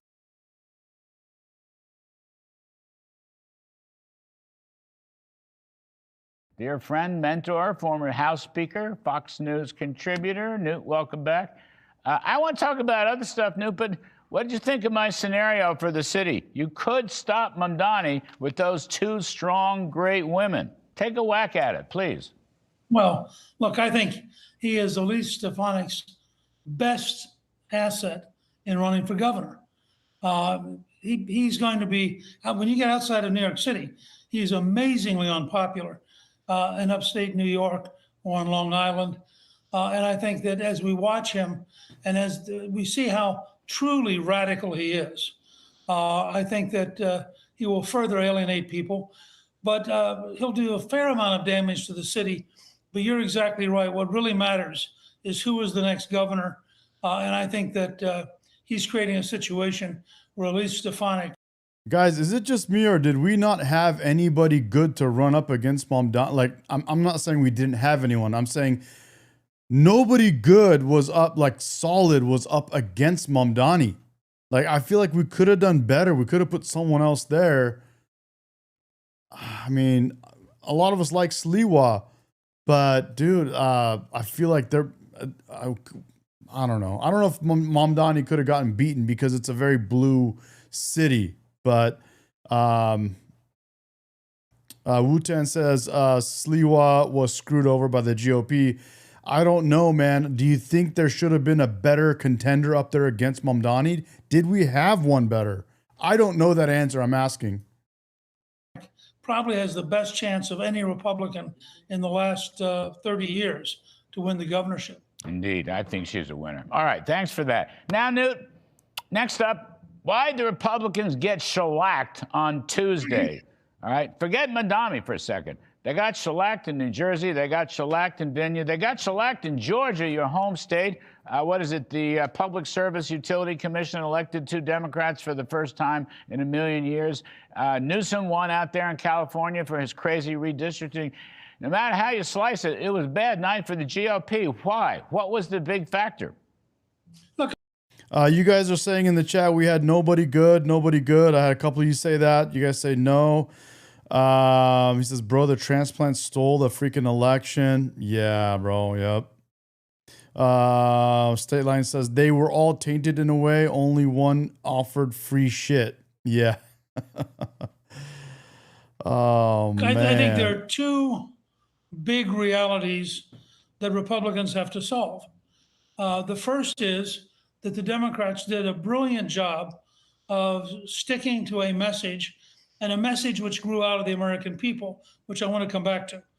And then second is Republicans have to find a way to motivate the Trump base voter to come out and vote if Trump's not on the ballot. I mean, it doesn't. I think President Trump was right in saying. That's a great point he makes right there. Oh, let me just go back to that. That's a great point he makes. Motivate the Trump base voter to come out and vote if Trump's not on the ballot. Come back to. And then second is Republicans have to find a way to motivate the Trump base voter to come out and vote if Trump's not on the ballot. Guys, that's a great point. That's a fantastic point. And one could say Trump himself could have endorsed one party or, one person or the other earlier on and kind of got some momentum going. But it's not all up to Trump. Trump's running around, bouncing around all over the world and all over everywhere. And of course he can do what he's got to do, but it's up to Republicans as a whole to get Trump voters motivated to come out and vote when Trump is not on the ballot. I mean, it doesn't. I think President Trump was right in saying that the fact that he wasn't on the ballot was a major factor, but that doesn't solve anything. He's not going to be on the ballot in 26, and they had better find a way to get people to decide to vote. But I want to go back to this affordability. Is Trump going to be the VP in 2028? Issue, because I think probably I disagree with you a little bit, Larry. I think you have a reality problem here, not a messaging problem.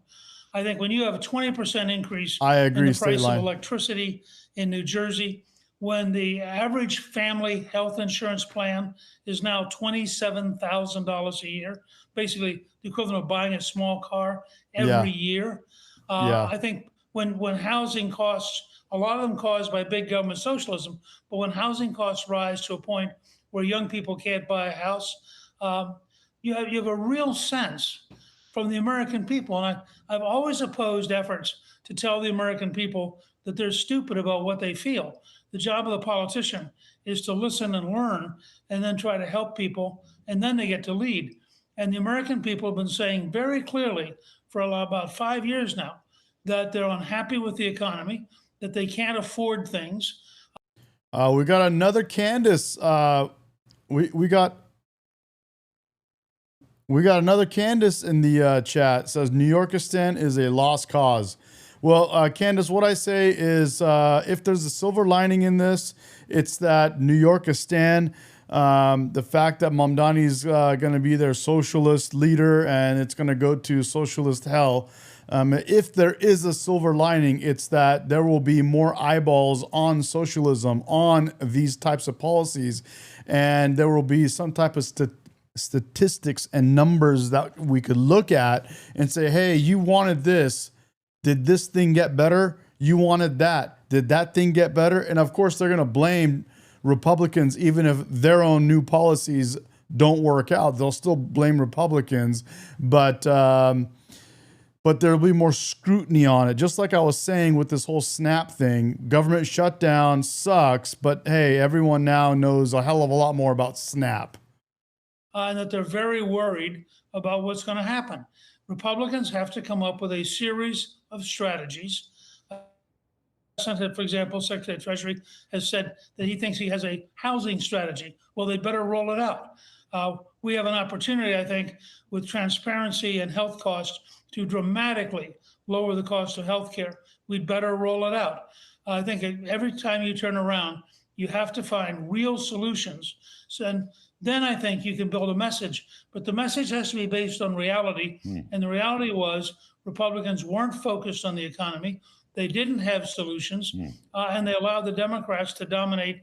As James Carville said in 1992, it's the economy, stupid. Well, guess what? In 2026, it's going to be the economy stupid. Yeah, for sure. And Republicans ought to focus Well, on having the great answers and then winning the argument over those answers. Well, I certainly agree with that. Now, here's President Trump yesterday in Miami addressing this issue. Take a listen, please.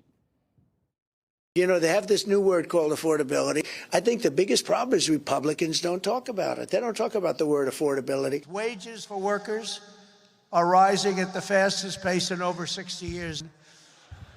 And the cost of the typical new mortgage is down by nearly $3,000 a year. Day by day, we're making America affordable again. It's going to be affordable again at a really record pace. And I tell Republicans, if you want to win elections, you got to talk about these facts. You know, it's really easy to win elections when you talk about the facts. So, of course, all right, he's setting a new strategy or a new emphasis on a strategy. But you're right, the economy is going to decide next year. But look, prices, inflation is way, way, way lower under Trump than it was under Biden. I mean, that's an important point. And actually, we didn't play it, but mortgage rates have come down in round numbers, 30-year mortgage from 7% to 6%.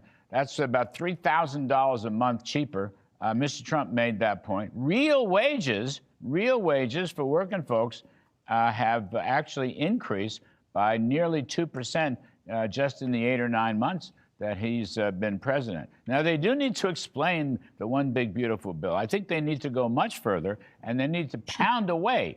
But, you know, Mr. Trump will not be on the ballot, but he will be on the ballot. You know that. I mean, look, in Virginia and New Jersey, they ran against Trump. To a large extent, even Mondami ran against Trump. Certainly.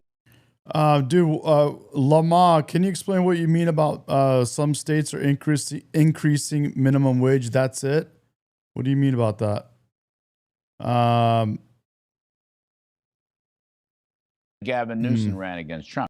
I don't think states should be increasing minimum wage at all. If anything, they should be doing away with minimum wage if they want to help anybody out. It's all about Mr. Trump.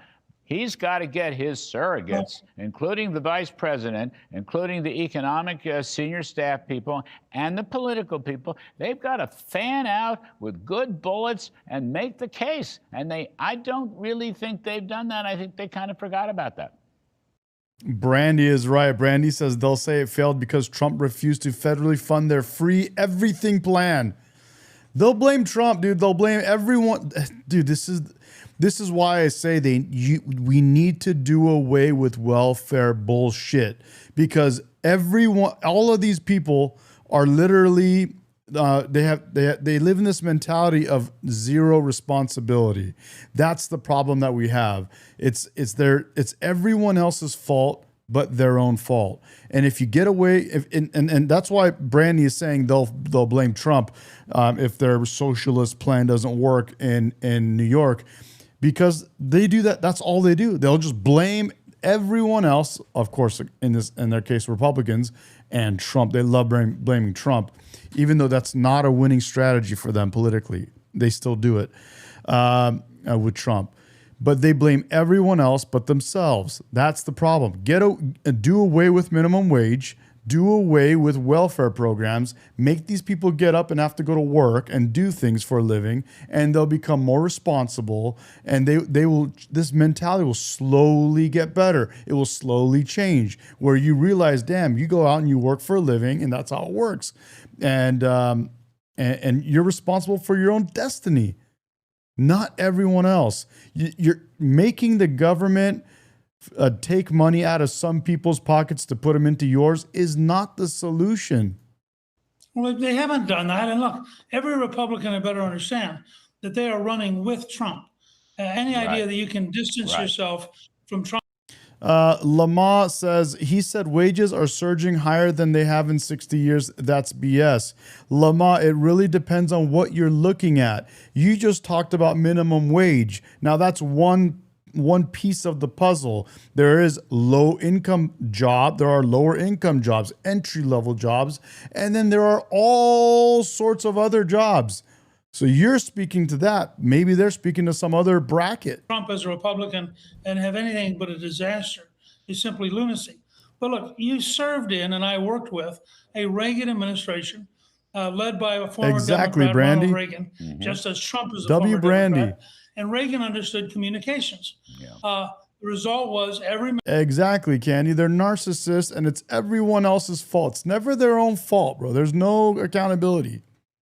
Johnny 5 says, these liberals don't understand when they increase the minimum wage like that, it causes businesses and companies to fire a bunch of their people to keep their overhead costs down. Not only, so I've already researched this. That's why I know about minimum wage specifically. Increasing minimum wage or having a minimum wage at all and increasing the minimum wage causes not only what Johnny 5 said, to have the businesses reduce their workforce, it also causes them to reduce the hours that they give to current employees that they keep.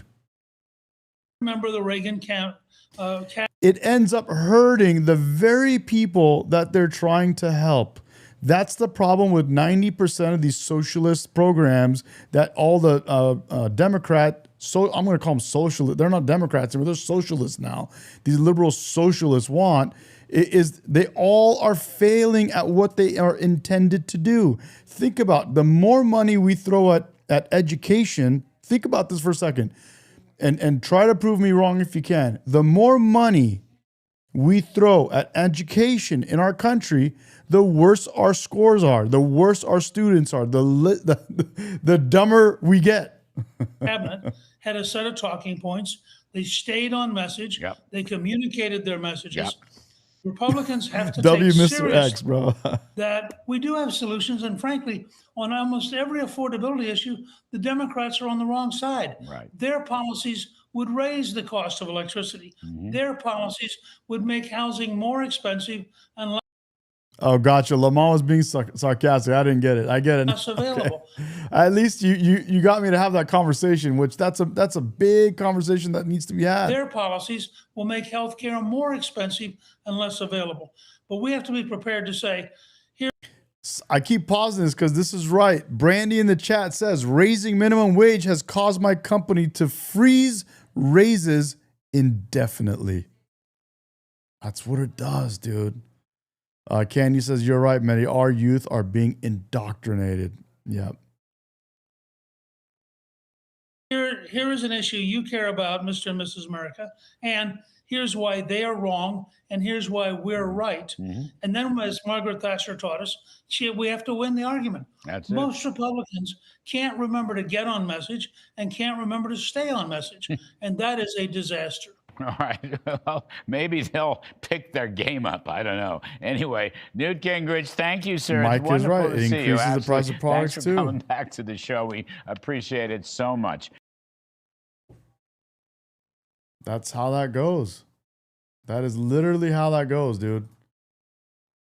Speaking at her first Turning Point USA tour appearance last week, it was part of that exclusive interview she did with candidate for governor of Ohio, who also recently spoke at a Turning Point USA event at Montana State today. University. She went on to say, Vivek, This just happened good to today. be with you. It's been a minute. She went on to say in that interview that when she saw Charlie Kirk, even in death, he had this smirk on his face, she described, as if to say to his assassin, you took my life, but you can't take my movement. And she is demonstrating, she's got to be dying inside every day, and yet she's demonstrating so much strength in picking up and carrying the torch for TPUSA. No, it's a beautiful thing to watch. Charlie was obviously a very close friend of mine as well.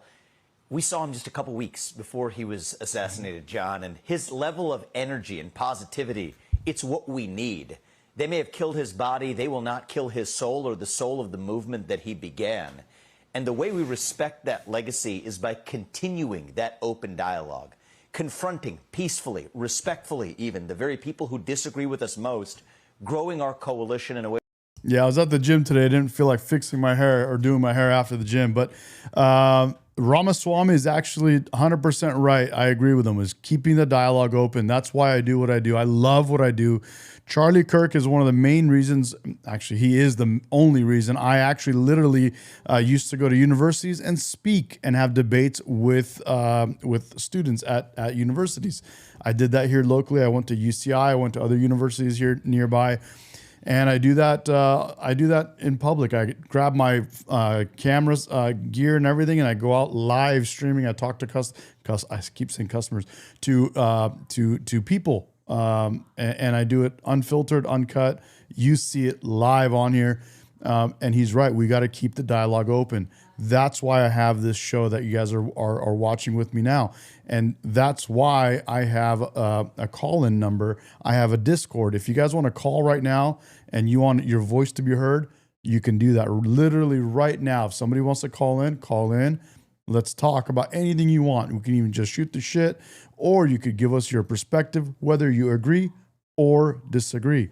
Feel free. Let us know. If you want to call in, let us know in the chat, and we'll get you going. The way that Charlie did, unlike Nathan, you want to call in? Would you rather call in, Nathan, or would you rather jump on Discord? very few others in history amongst young people in American politics. And I so admire Erica for demonstrating the strength she has through this process, giving Here's the hope number. to many more millions of people around the world. But we all have our role to play and our work cut out for us, and I believe we're going to make Charlie proud. You know, it's really interesting as we go through these Turning Point USA events that have grown bigger since Charlie's assassination, that the difference that's emerging here in various factions within Gen Z. You heard that one person in Madison Scarpino's fine report saying, I'm here at Auburn in this Turning Point USA event with like-minded people. I'm with my Auburn. Guys, I just put the phone number. If you guys want to call in and talk and go live with me, you're more than welcome to do that.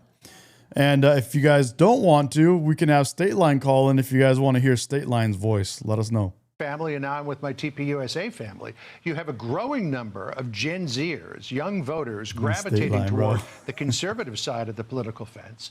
And then up in New York City, you have all these Gen Zers who were embracing socialism. What do you make of that split? Oh, what I make of it, John, is it shouldn't be that surprising. Every generation has an obvious split amongst people who disagree with different points of view. I'm a millennial. There's millennials who are Republican, millennials who aren't. In your generation, it would be say the same thing. So, Anthony, I think you gotta. I'd be happy to talk about that some more. I definitely think that socialists are maybe the intent is to be about the team, but it ends up feeding the very top leadership of that party, which ends up being communist in the end. But let's just call it socialist for now.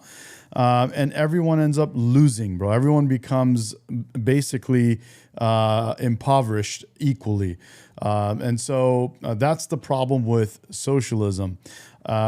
Capitalism, it's about the individual. You can, as an individual, make decisions for yourself and raise yourself up. And that's what is the most, I think, effective way of running a system. Individuals, and of course, within capitalism, there's lots of situations where individuals create their own teams and have companies that they run together. So you have teams, but you can also act as an individual and raise yourself up. And you can compete against each other, create better products, create better systems, be more efficient, do better things for employees. You can treat employees better under capitalism, and guess what will happen? If employees want to go to work for someone else that treats people better, they will go and do that. And they have the option to go and get treated better at another company and see if that company thrives more than yours. And there's lots of different. So I'd love to have that conversation. Feel free. Let me know if you guys want to call in. Otherwise, we get State Line dialed in, bro. We'll get you call. How do you call in, bro? How about that? Since this is just the natural evolution of the American way of life, we don't all see the same issues the same way.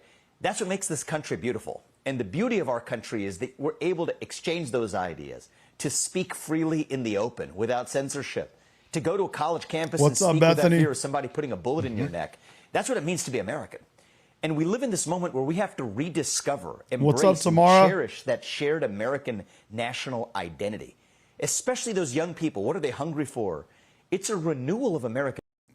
Anthony says, I agree. Do you think having a UBI, universal basic income, is a good idea? If so, is there a way to put one in under capitalism? No, I don't think there should be a UBI. Definitely against a universal basic income.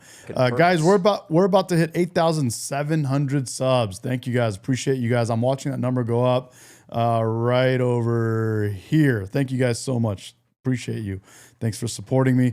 And And State Line is on the line. Let's get State Line on. And I have a lot to say about capitalism, bro, and the contrast with socialism. I think we live in a moment in our history, John, where we would do well to have a shared national mission, a shared national purpose, that even as we disagree on these local or terrestrial issues, there's bigger things to accomplish. And I think that we live in one of those moments where, in my last conversation with What's Charlie up, Kirk, State this is Line? actually Are you what we there? talked about. Yeah, what's happening, bro? There he is, bro. There he is. I'm gonna put this. Should I put him on in the back? Can you hear what I'm playing? What is the 21st century about? No, what happened off of it in order to not have that feedback. Well, hey, so what's your thought on UBI? In the chat, they're asking about UBI, Universal Basic Income. It'd be nice if all the governments, especially ours, would get their crap together and actually figure out how to make something like that work. But we're so flawed, it wouldn't amount to much. If we did it at this point with the way our economy is, we'd end up basically getting a remittance that's equivalent to Russian breadlines. You know, it wouldn't be enough to live on, eat off of, or anything like that. We're just not in that kind of position. I don't think we're made out for that. But do you? I personally don't think I don't think it's a good system to have a UBI. But you think if we could make it work, you would be down for that? Well, I don't personally like anything that I haven't earned. So, I mean, not my particular taste, but just knowing some of the things that's headed our way, a UBI could be a portion of that. If, like, say, this Agenda 2030 thing happens, like, that's definitely going to be a potential component of it. You know, people got to eat somehow.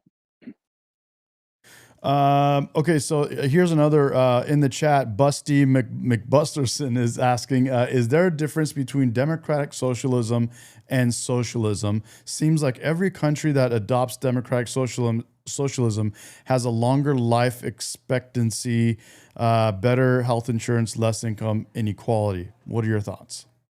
Probably depends on the government itself. Like if you're looking at like what any Nordic countries that are using that kind of a system, it's worked well because they can manage their finances well. They got good trade deals, manufacturing and industry, you know, like tech and stuff like that. But we're not for us. I think for us, like the concept is flawed. Adding democratic socialist is really just a socialist in disguise.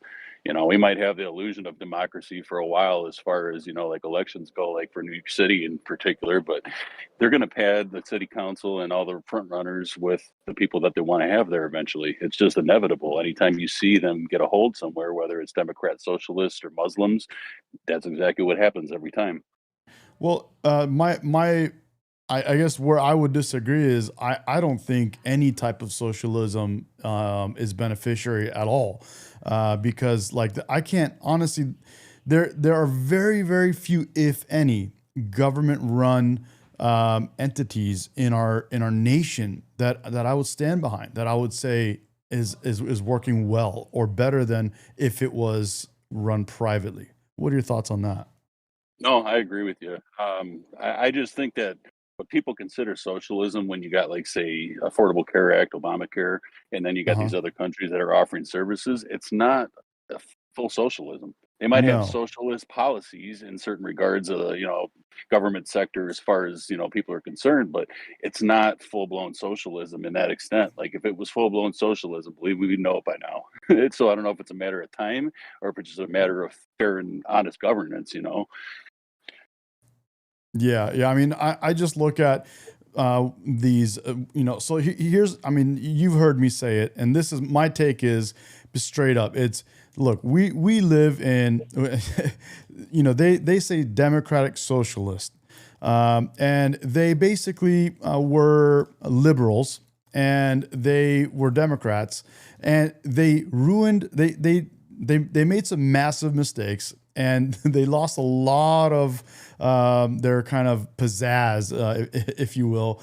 And so now they're no longer saying that they're Democrats. They're no longer wanting to be liberals. Now they're Democrat socialists or just straight socialist. So I feel like this is them moving on to the new shiny thing.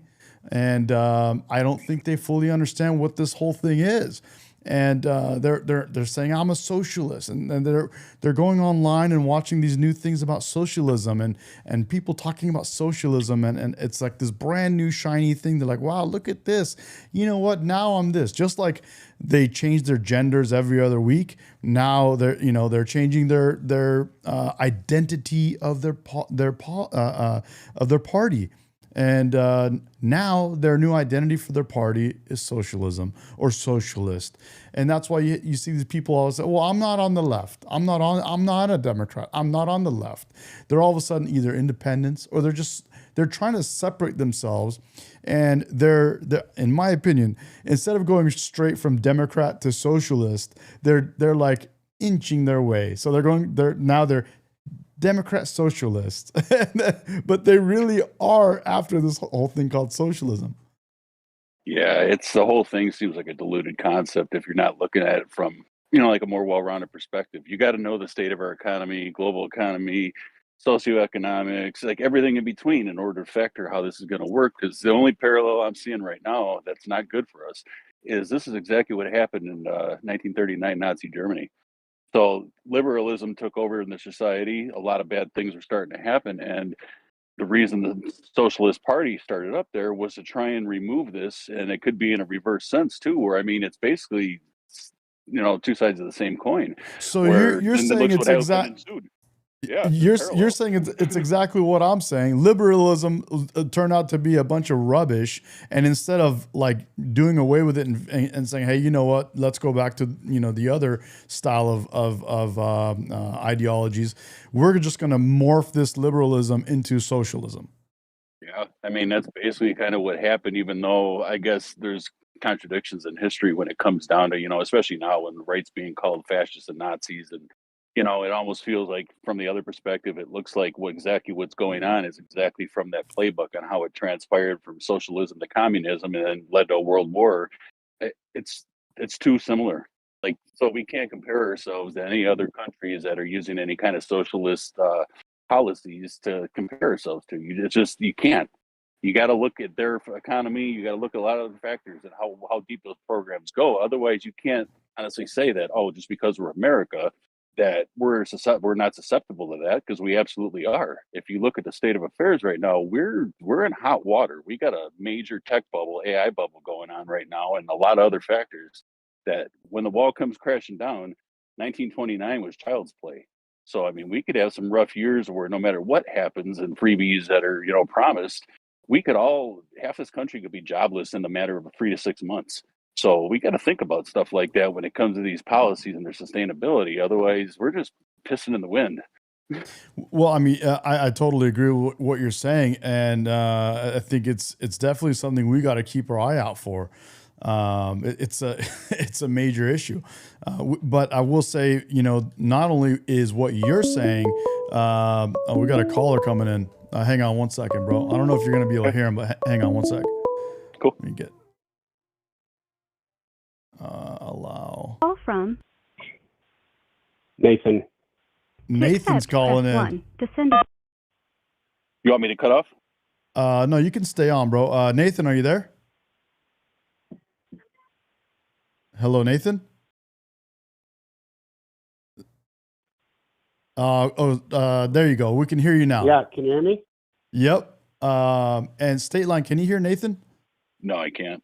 You can't. Do I need to get out of the YouTube video? Let me cut off and I'll switch over, and then if you want to follow up, just say something. I'll jump back on. Okay, bro. Sounds good. All right. All right, cool. Nathan, are you there? I'm here. Can you hear me? I can hear you. What's up, buddy? You're live, baby. How you doing? Hey, thanks for having me on. Oh, for sure. I just can. I was chomping at the bit here, hearing about socialism. Just wanted to share a little personal experience. Well, not my own, but my family's. My in-laws, my parents, they came from socialist Romania. Socialism does not work. You want to talk about practical socialism? You're looking at people waiting in line from 4 a.m. with 10 of their kids to get a piece of bread. And when they get to the front of the line, you know what happened to my parents is that the socialist officers didn't even let them get their food when they were waiting in line. They basically tore up the piece of paper that they needed to use to get their food. Does that make sense? Wow. Why would they do that? Because they were corrupt people. So socialists, I mean, you're talking about socialist leaders, dictators like Ceausescu, who, you know, pretended that he wanted to take care of the Romanian people, when in fact he was cutting off their food sources and basically enriching himself and his wife and his family. There was a whole documentary about this. Actually, there's multiple of them. These are just, you know, some practical examples of how socialism truly does not work. What do you say to Democrats that are pivoting to this whole thing of socialism because you know, they basically have been failing at policy and anything related to running government? And what do you say to them that say, you know what, that's a bunch of bullshit. You're talking about Russia. You're talking about another part of this world, and nobody's gonna wait in line for bread and all this kind of stuff. And I don't even eat bread. I'm talking. I'm not myself. I'm acting as if I'm a socialist liberal.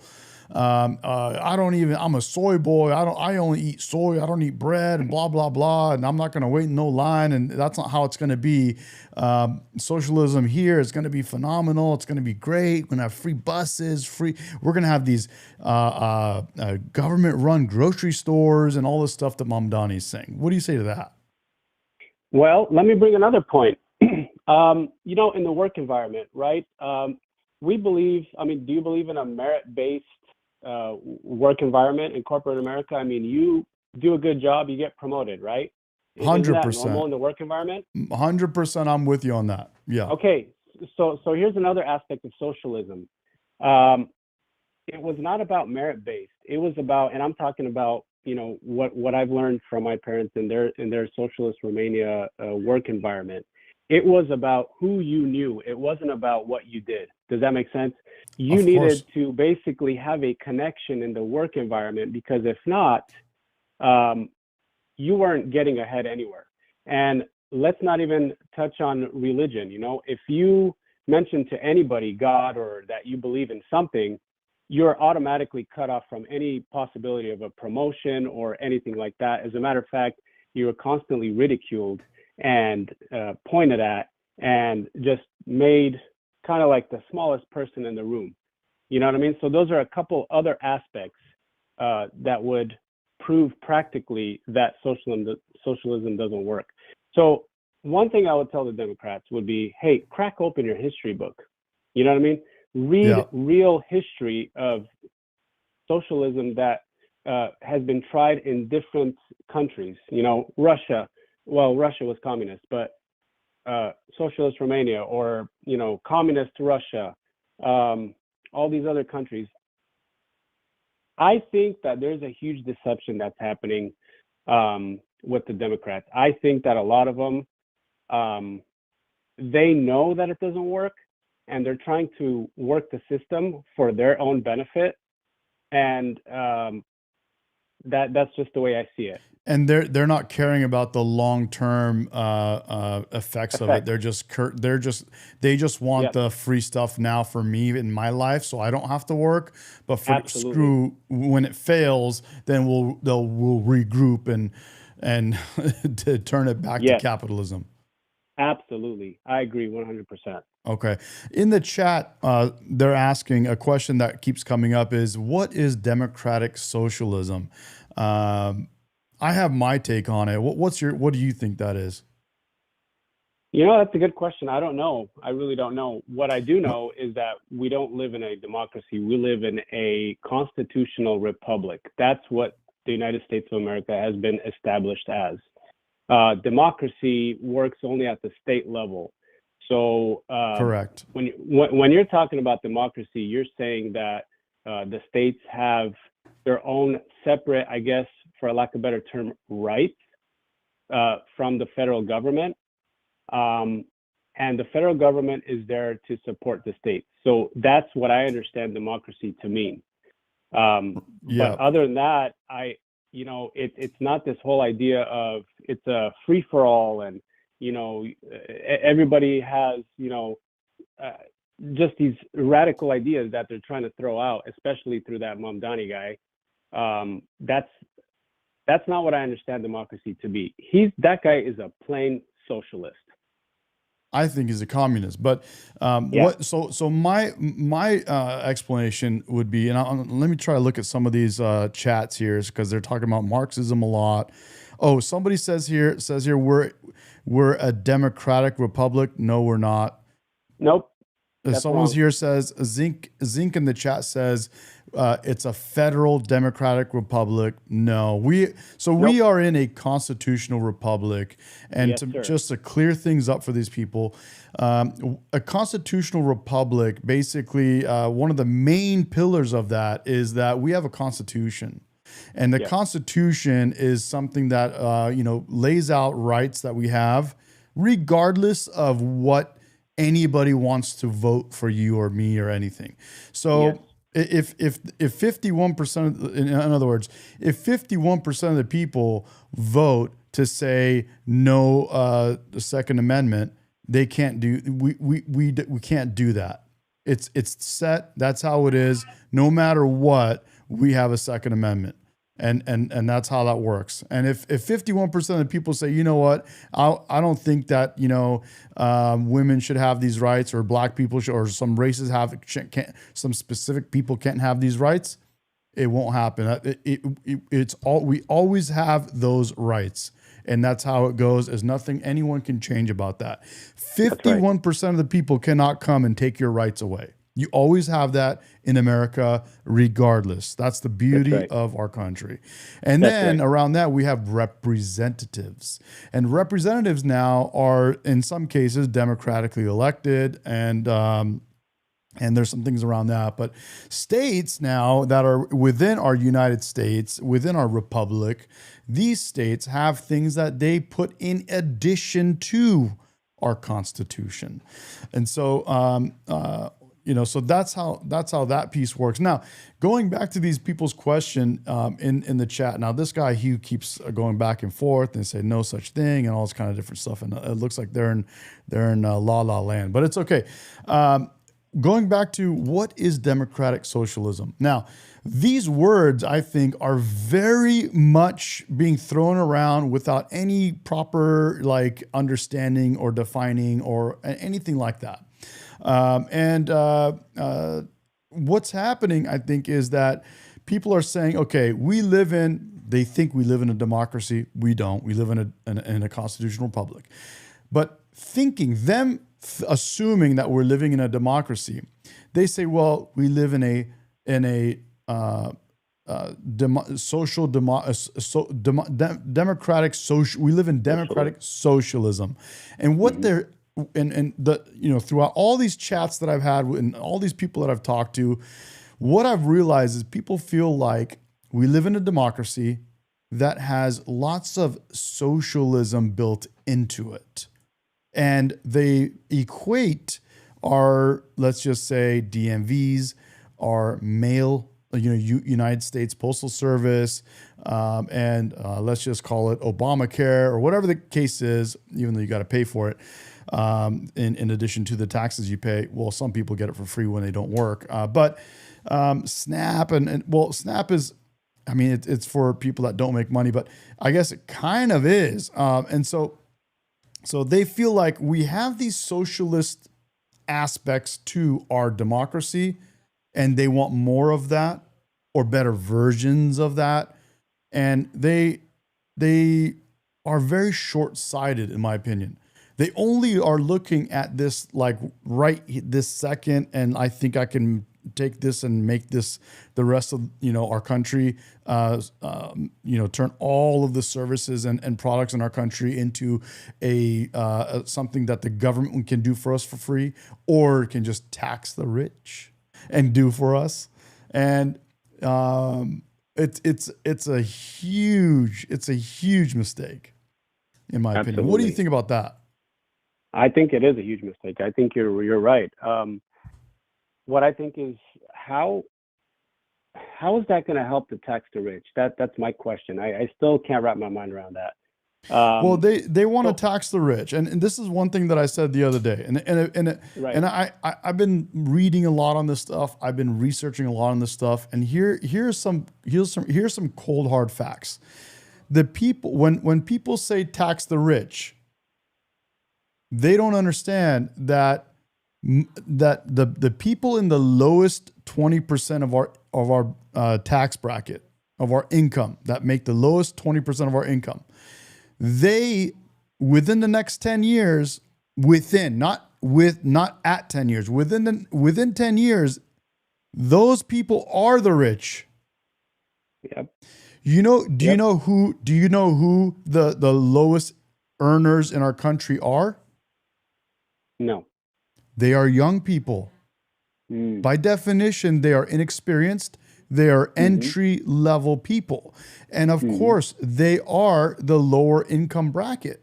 And people always, these liberal retards always think that in their mind, they think these are set brackets. The low 20%, the low 10%, and the high percentage, these are set in stone, and they're always going to be there.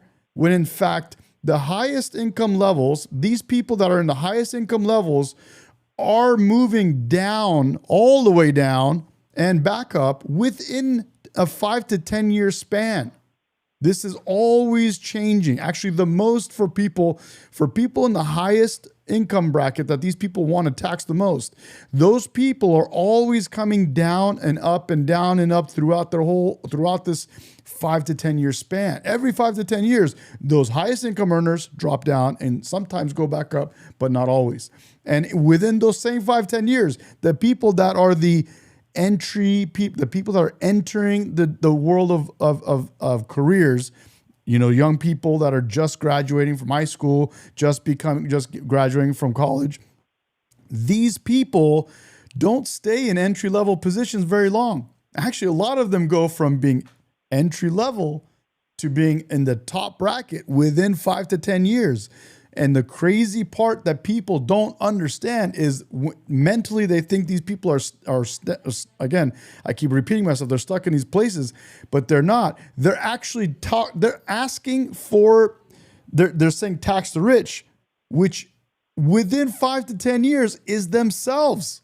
They're actually asking to tax themselves. That's a good point. Yes. Yeah, it's absolutely crazy. It is. Yeah. So anyway, and here you have it in the chat. These people are saying tax the rich. It's like, yeah, bro. Well, you're literally you could be that person unless you're an absolute zero, bro. Yeah, exactly. Anyway, dude, thank you for calling, man. Yeah, you're welcome, Maddie. I hope you call more often, man. Thank you for calling, and also thank you for being part of my Discord. And we got a great community there, bro. As you know. Yeah, absolutely. Glad to be here. Thank you, brother. Have a good one. Talk to you soon. You too. Take Goodbye. care. Bye. That was Nathan, guys. Right on. Anybody else want to call in? You're welcome to call in. The phone number is there on my screen, and we also have a Discord is another way to call in if you wanted to call in that way. I'm literally in a voice channel awaiting callers at any moment, so you guys can have your voices heard. You can consider this like a Charlie Kirk situation. It's ready to rock and roll for you guys. Guys, so you heard it. The facts are the facts. The people in these brackets do not stay in these brackets, as you know. It's just, even if you want to not, I have the sources, I can point to all this stuff. But think about it with your common sense. Of course, the people in the lowest income brackets are majority it's younger people, and these younger people are quickly moving up.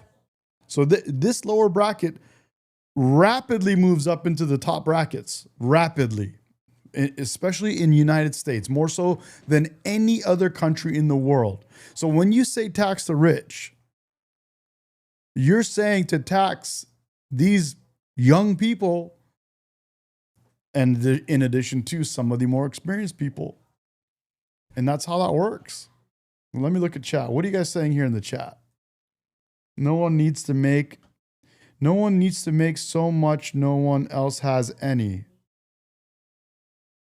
No one needs to make so much no one else. Busty says, let's see the research. I can show you the research. I don't understand the hate for rich. Hughes says, I don't understand the hate for rich people. I don't either. Soccer's Life is back. Soccer's Life says, I also don't mind paying taxes if it helps people in need. Smelly says, if we didn't have all these immigrants in the U.S., our economy would be so much better. Yes, it would. And guys, we just hit 8,700 subscribers. Thank you guys. Hell yeah. Good looking out. Thank you for that last subscriber that just joined in. Hell yeah. Hell yeah. I can pull the book out for the source if you guys want. Yeah, I have all this stuff, bro. Hang on a second. I'll pull it out. Let me put this video on while I go grab that. After we make America great again, it's on to American victory. And that's what we want for the 21st century. That's what Charlie wanted. And that's the spirit we want to see infused in Gen Z, certainly for the conservatives, but frankly, even those who might vote differently. That's the spirit we want to bring back. Well, it certainly is a lovely idea, but unfortunately, it would appear that the political divides are growing even deeper in this country. I want to get your thoughts on this, Vivek, if I could. Breaking news that we had this morning, the former Democratic House Speaker in California, Congresswoman Nancy Pelosi, announced that at the age of 85, she is not going to seek re-election. She served nearly 40 years in Congress. Listen to her announcement here. For decades, I've cherished the privilege of representing our magnificent city in the United States Congress. It was the faith that you had placed in me and the latitude that you have given me that enabled me to shatter the marble ceiling and be the first woman Speaker of the House, whose voice would certainly be heard. It was an historic moment for our country, and it was momentous for our community. And, of course, no love lost between Pelosi and President Trump, bitter rivals for years now. President Trump gave Fox this statement earlier today. The retirement of Nancy Pelosi is a great thing for America, he said. She was evil, corrupt, and only focused on bad things for our country. She was rapidly losing control of her party, and it was never coming back. I am very honored she impeached me twice and failed miserably twice. Nancy Pelosi is a highly overrated politician. Over the weekend, the former speaker with some brutal words of her own. Listen to this. How can I say this? It'll sound like I'm awful about Trump because he's just... You are awful about Trump. You have TDS, and there is no limit to your TDS because you are a Trump hater and you are a loser. You are a Trump hater and you are a beta male. All right, so guys, I have my own notes that I when I read, I actually take notes as well while I read, and I have them right here.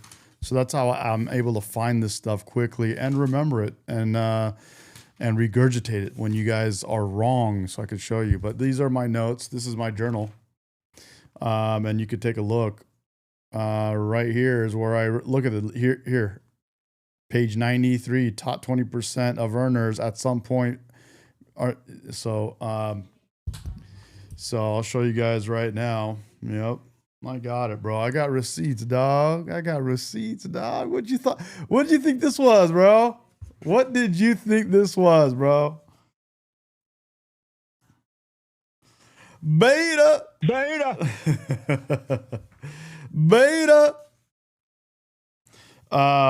This is the book. And it also has references. This is the book. You see that? Beta.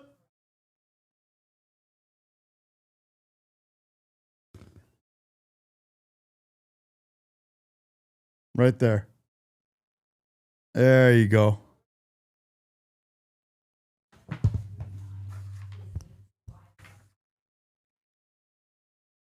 Yep.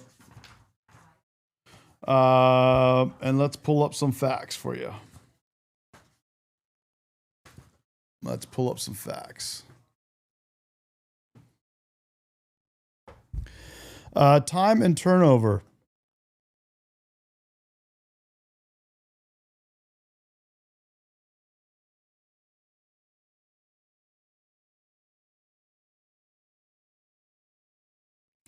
Okay.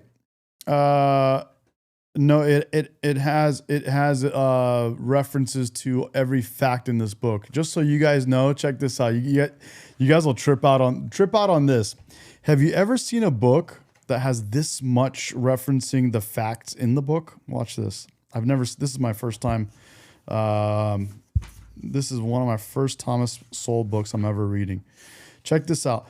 This right here, look at this page right here. This is where he does all the citations, okay? Starting here. Look, these are literally all, let me go to this camera. What am I doing? Let's go to a good camera. Here we go. So check this out. This right here is where the citations are. Look at the page. It's page 231. Now look at this.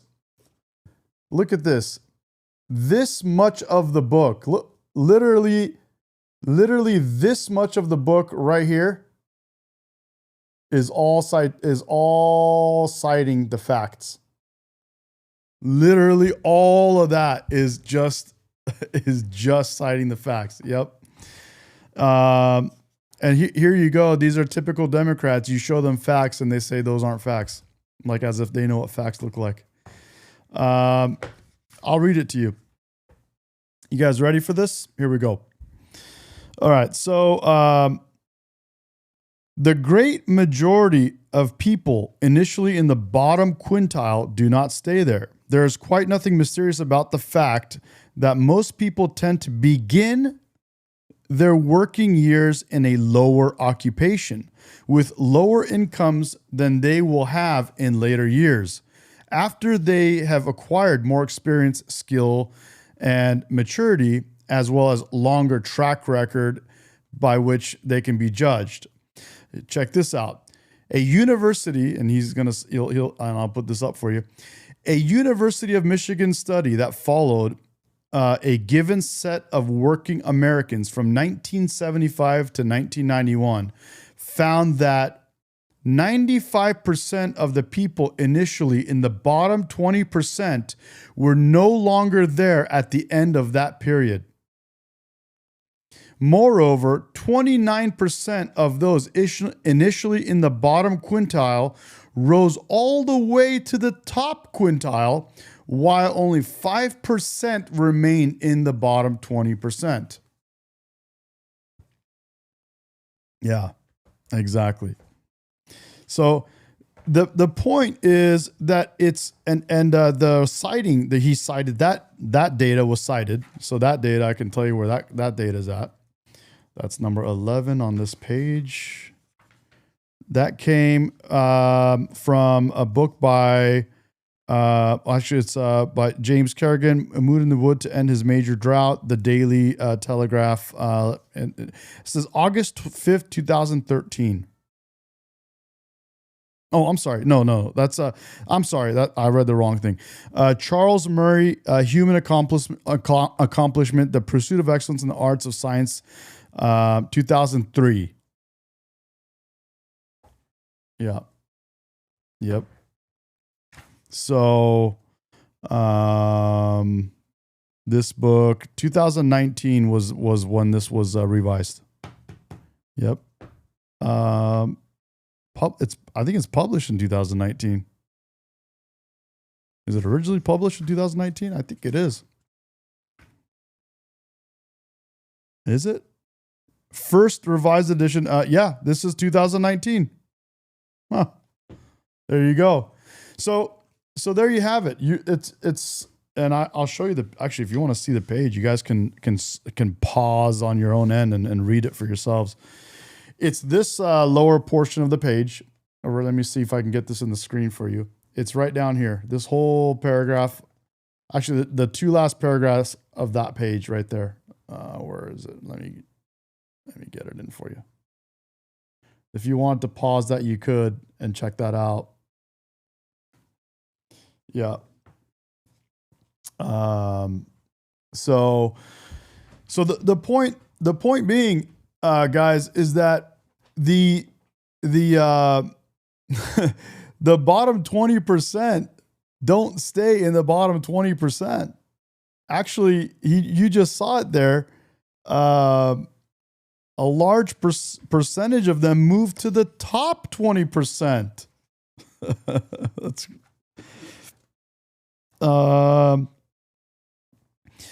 29% of the people initially in the bottom 20% were in the top 20%. So literally, if you were in the bottom 20% and you said tax the rich, you would be calling for taxes on 30% of the people that are in your same bottom 20%. That's wild.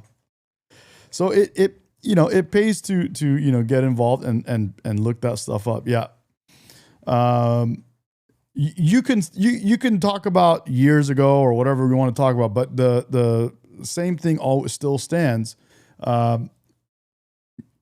Let's say there's a margin of error for timely, or what time it was taken out of, but that's the truth of the matter.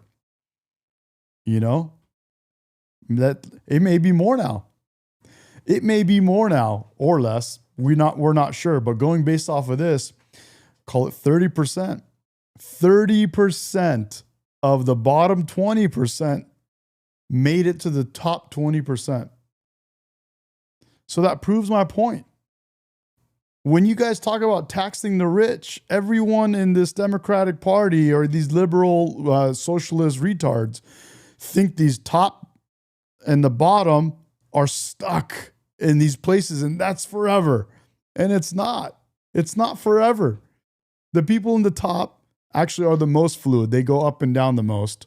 The people in the bottom, they go up because they're at the bottom already. They only go up because the youth is always growing up and improving their positions and getting better jobs, getting more experience, gaining more knowledge, more wisdom, and more life experience. They're having families. They have more motivations to secure higher paying jobs, and that's how it goes. Yeah.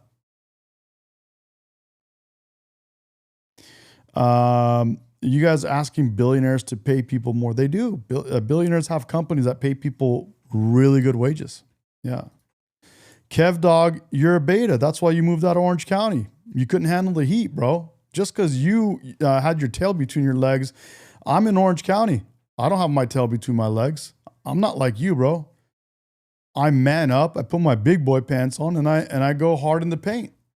You can't do that. That's on you, bro. You have to run away like a little bitch. That's your problem.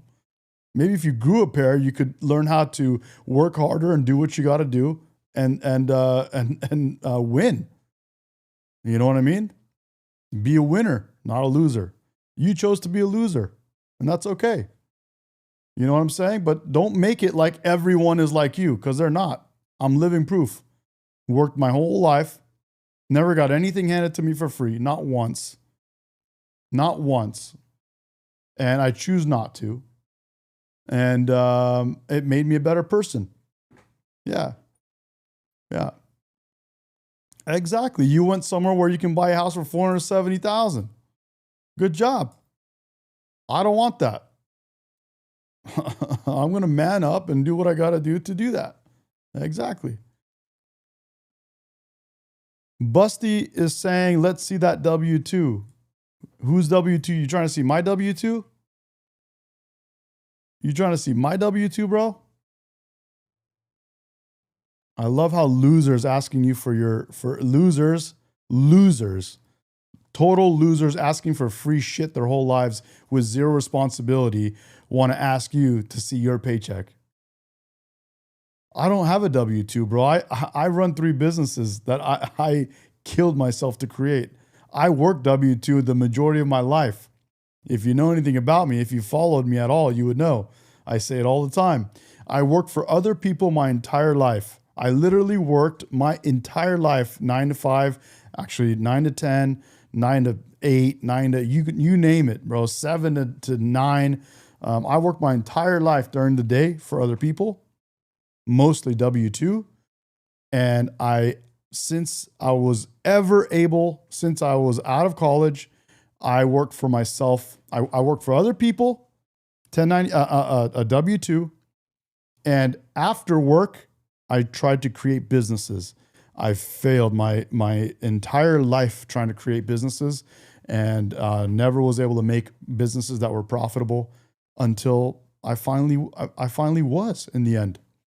I'm a 30-year I'm a 30-year overnight success. I'm a 30-year overnight success. You know? So, yeah. Plumbers make good money. I'm actually wanting to start a plumbing business. I've already been talking to a guy that has a plumbing license that wants to start a business, and he wants to work for himself. I said, okay, well, I'll create the company. I'll do all the other parts. You just bring your license. And I want to start a plumbing company. I like it. I like any of these kind of Nanya Bini put one. He said electrical contractor. I like electrical.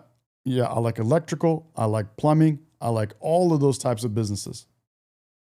Soccer's Life says, "What's your businesses?" I have some businesses that have products. I have some businesses that offer services.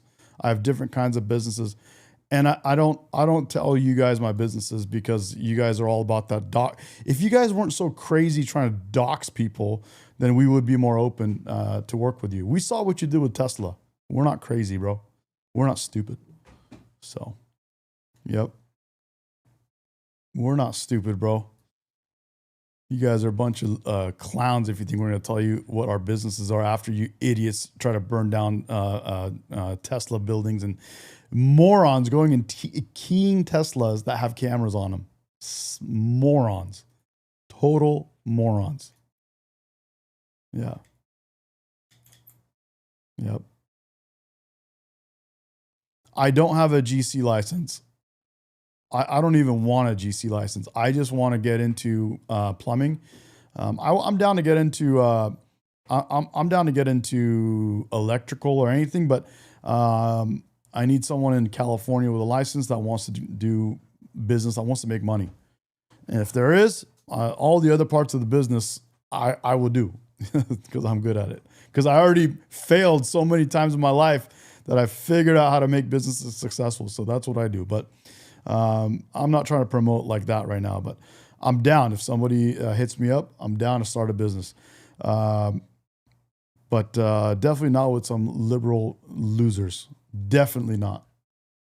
Definitely not. Not people that want free money from the government. Definitely not. Yeah. You should. If you're a plumber, you should start your own business. You should start training other plumbers. You should get them dialed in, get some apprentices underneath you. You can do that. If you know the game, it's very easy. Get some other guys, hire them. They're your apprentices. They spend a couple of years under your belt, and you make them plumbers, but you got to pay them good. If you pay people well, they'll stay with you, and you can build a company that way. You know what I'm saying? Candace says you don't know an explanation for your success. I don't. But I do like explaining to people because they just, I honestly, for a long time, I wanted to do consulting, and I do mentoring, to be honest with you. I actually mentor a couple of people, not a lot, just a few people that have reached out to me, and I do it. I'm down to do it all the time.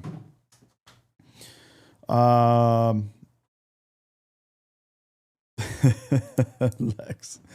Kev Dog says, I do my own plumbing, or I have a Ukrainian plumbers to take care of it. Yeah. But if I don't want to do the plumbing. I honestly, I do all kinds of different things. I'm not going to go do plumbing in people's homes. I'm down to go at the very beginning, starting the business. I love doing it. I love working. But I want to build a company. I don't want to be a plumber. I want to build a plumbing company. Yeah. And I suggest you do the same thing. State Line says keyboards, the gateway to being a jack of all trades, master of none. Yeah. I now have become a jack of all trades, but I've learned to be a master of many. So I literally, I'm that kind of guy. I go hard in the paint and I master things. And there's a lot of things you guys don't know about me that I've mastered. A lot of things. And I do, I do from time to time when you guys ask me, I'll let you know what I do. But literally, bro, no joke. I'm a jack of all trades and a master of many, many things. Master of lots of things.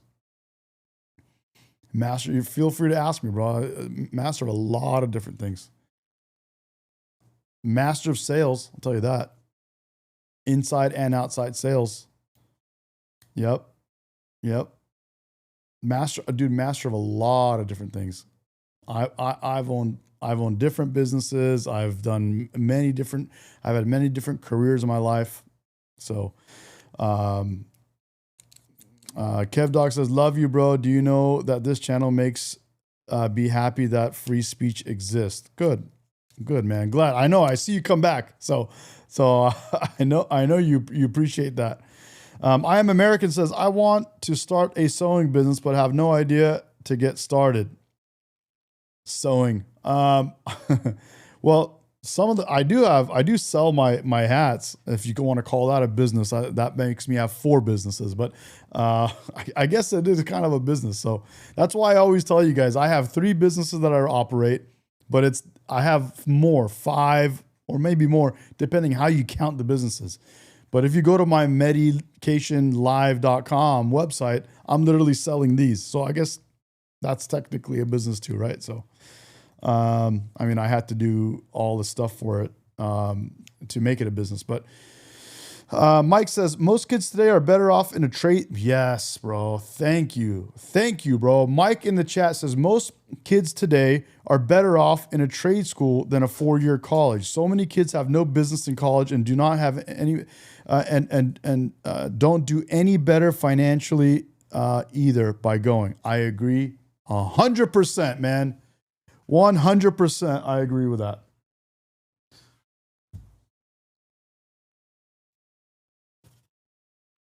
Let's get this ad on so when people cruise by, they know what time it is.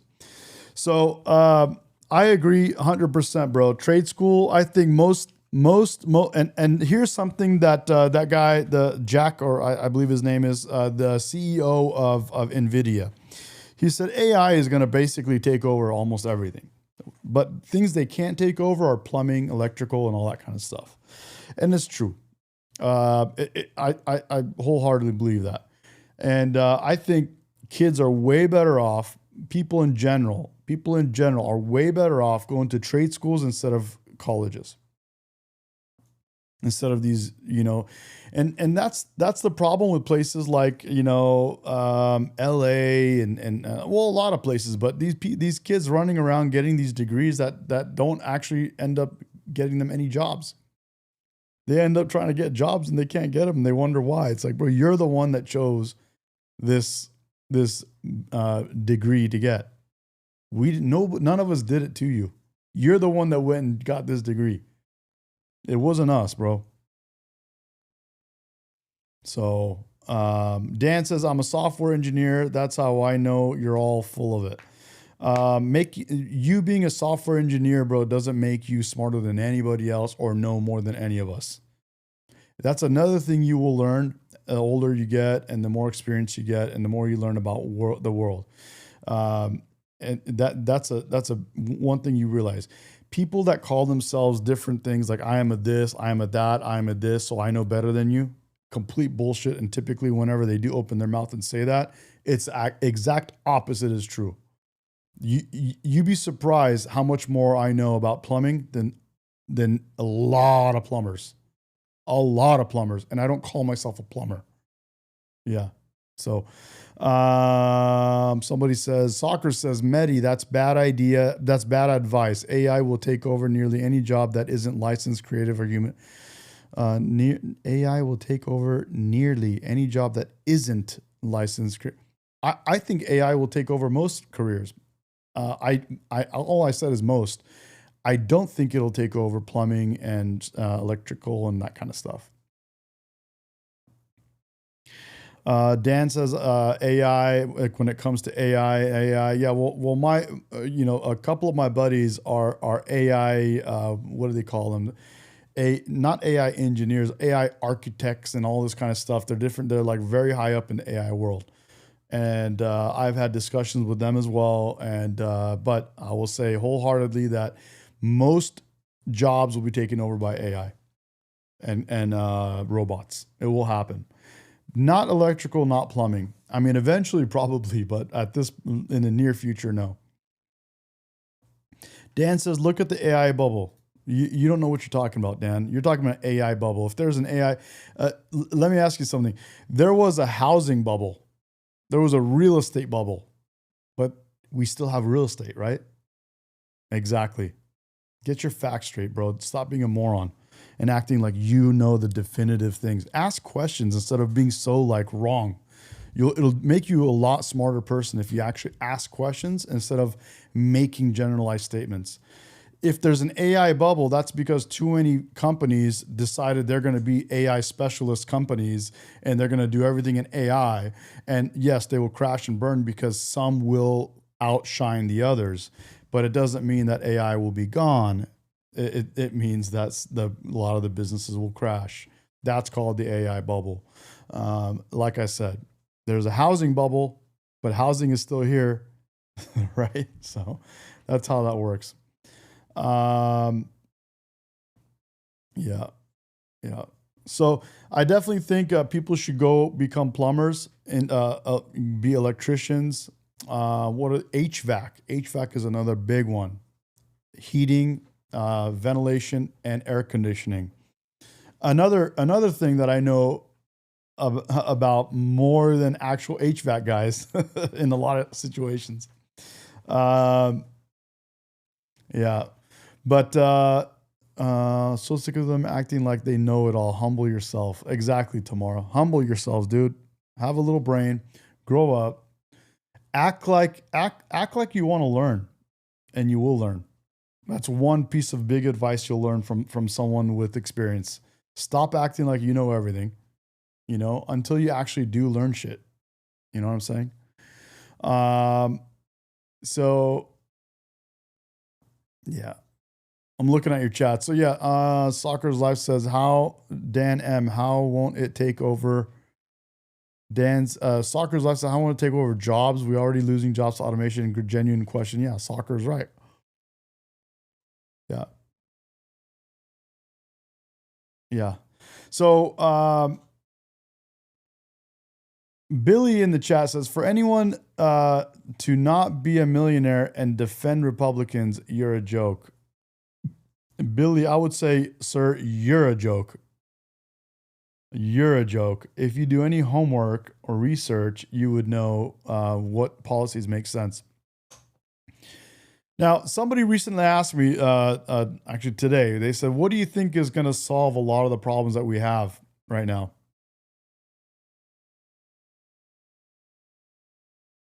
Lex makes a good point. If you're the smartest person in the room, you're in the wrong room. Thank you, bro. Yeah. Yeah, Billy, you need to you don't read facts. If you read facts, you would know that you're a moron. Yeah. Somebody asked me recently, they said, what do you think will solve a lot of these issues that we're having? And I thought about it.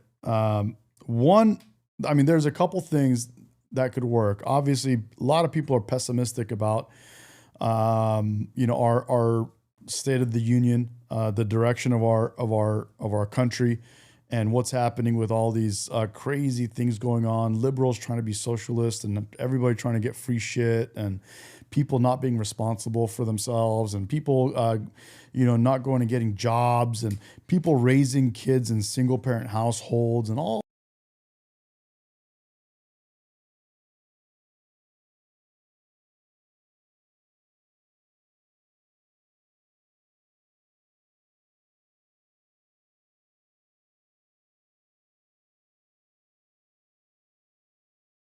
All this kind of crap going on.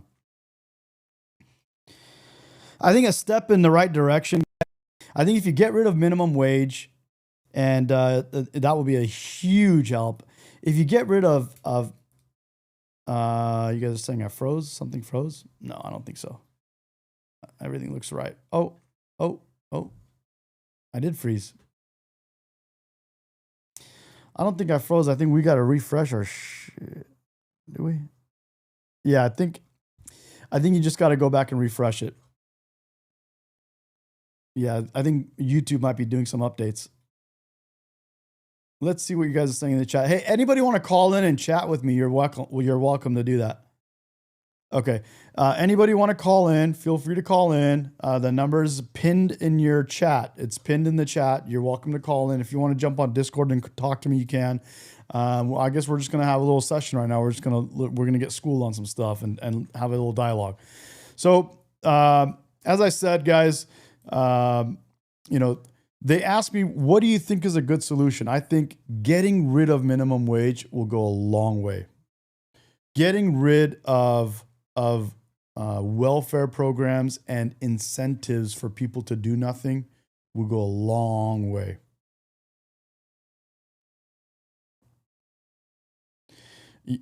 Yeah. So, and I'm looking at the chat here. Useless. Yep.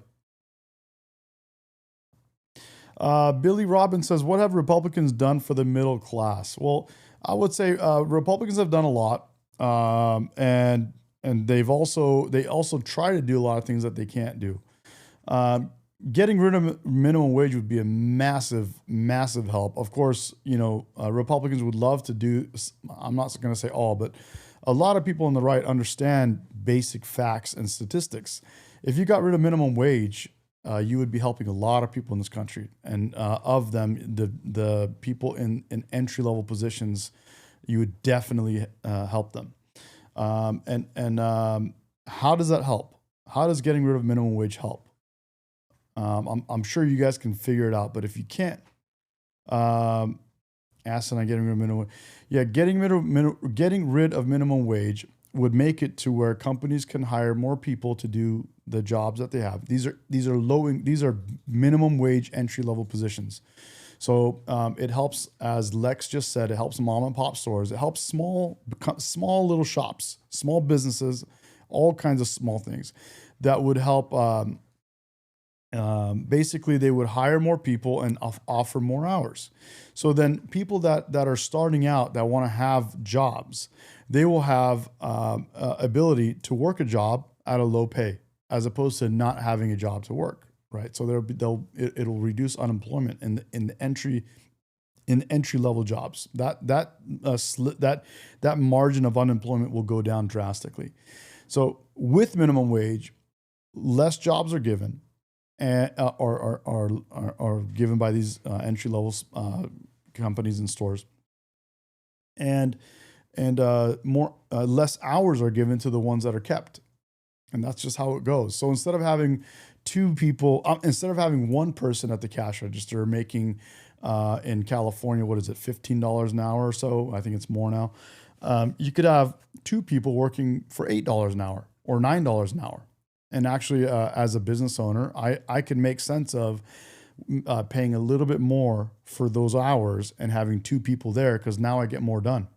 If I have a, I don't own a liquor store, but if I had owned a liquor store and I had one person working for an 8-hour shift, and I could for $15 an hour, and I could have two people working instead for, let's just say, $18 an hour. I'd rather do that and have one person stocking shelves, front facing the product shelves, restocking the cooler, ordering more items, and doing all the other stuff that needs to be done. And then still have one person behind the register. And then I'm less likely to be robbed. I'm less likely to have theft, because now there's two eyes in the store. There's one person on the register able to watch the store, one person out there doing different things. And so it's examples like that would improve if you had no minimum wage. It's a no-brainer. Now think about companies like Amazon and big box companies that have lots of minimum wage. I don't even know if they have minimum wage levels. I'm just talking about bigger corporations that hire lots of bigger businesses that hire lots of minimum wage jobs, entry level positions. Would you rather have one guy, or would you rather have 10 guys at $15 an hour, or 20 guys at $18, $17 an hour each? I'd rather have the other. I'd rather have more people doing it. Or if not 20, make it 15. Instead of 10 people, I'd be hiring 15 people. That makes more sense because you get a lot more done. I mean, it's just, if you actually were a business owner and if you do have any experience in the real world and you are involved in any way in these kind of things, you would understand it. Let's read some chat. The Glorious Content says, this is why you can't argue politics with people. Everyone who disagrees with my obviously correct worldview is a Billy, and they just say, but you have to agree with me because I'm a good guy. You're exactly right. Thank you, Glorious. W Glorious, bro. Yep. So did you guys understand my examples? Did those make sense? Did my examples make any sense to you guys? That's how that works. You get rid of minimum wage, you're going to have more people working. And instead of having people sit around and collecting government checks and not being responsible for their lives, you have people that actually go to work, they hold a job, they learn how to show up on time, they learn how to do the job, they learn how to be responsible for themselves, they learn what they got to do to move up, and they do those things. And that's called responsibility. That's called feeling good for yourself. That's called getting out in the real world. Getting out, socializing with other coworkers, building a network, building a team. You grow up, one of your coworkers ends up getting a better job somewhere. And then they end up saying, hey man, remember I used to work with you? I got a better job and they're hiring. Want to come over here? They're paying more. Then you go and your buddy gets you hired somewhere else. Because what? Because you worked with him at a liquor store. Now he went somewhere else at a big box store. He gets paid a little more. He pulls you in. And all of that kind of stuff ends up happening. But when you put a minimum wage and these companies are like, well, screw you. I guess it's just going to be this minimum wage. Then they're not going to hire people. They're going to hire less people, less hours, no increase in pay, no levels of advancement. And that's just what it is.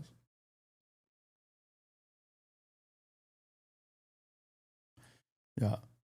Dan says, Medi doesn't understand that not everyone is like us. What do you mean not everyone is like us?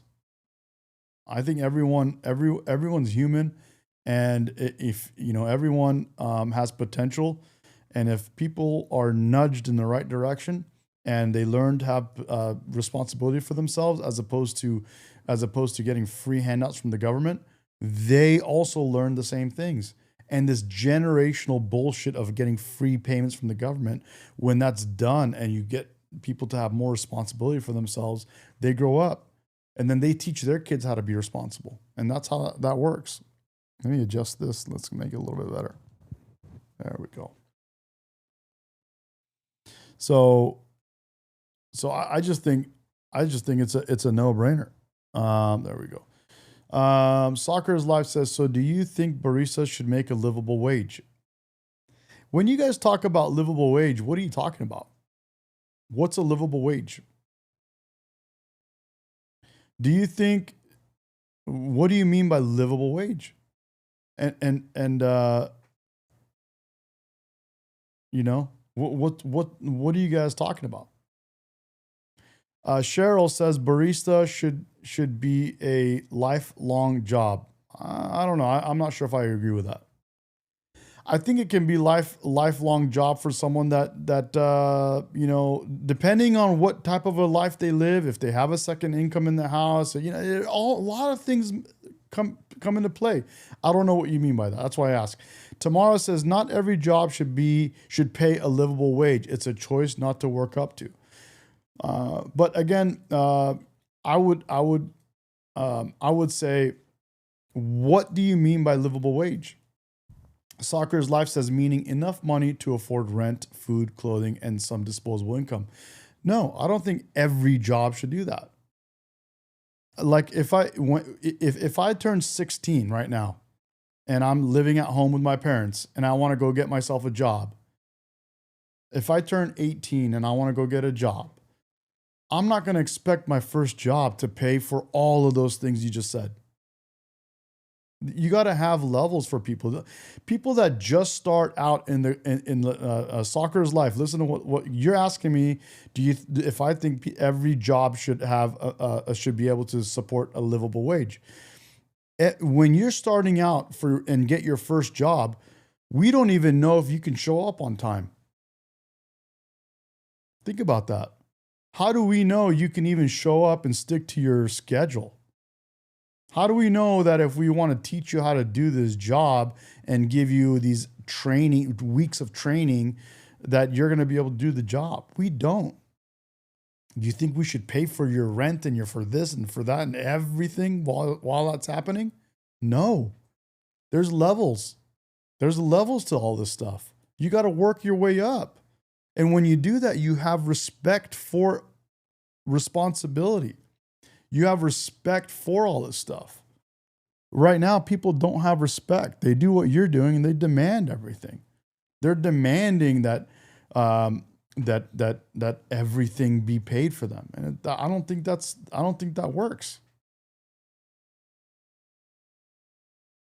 Soccer's Life says, so everyone should be business owners. No, I'm not saying that either. No. I mean, it would be great if more people became business owners, and I think they could. But right now, we live in a world where people don't learn responsibility. It's actually, we live in a really good time in the world to become a business owner. Because right now, with all of the population not learning to be responsible and not learning how to create a business, those of us that want to create a business, we have a better shot at it. You know what I mean? It's a good time to go become a business owner because you have a higher chance of winning. Back when I graduated school and got out into the working, and when I was 20 years old, it was much harder to become a business owner. Even though people think it's the opposite. I think, and this could be subjective, I think that it was harder. Everyone those days was working hard and they had responsibility. They were down. They wanted to go work and you're like, oh shit, I gotta outwork these guys. Right now, you know how easy it is to outwork people? It's the easiest thing right now to do is to outwork people. Soccer's Life says, so if everyone should get better jobs than fast food workers, baristas, etc., who should work those jobs? Those are entry-level jobs. People entering the workforce. Younger people. When you become 16 and you want a job, go be a barista. Go work at a store. Go work at fast food. That's how it goes.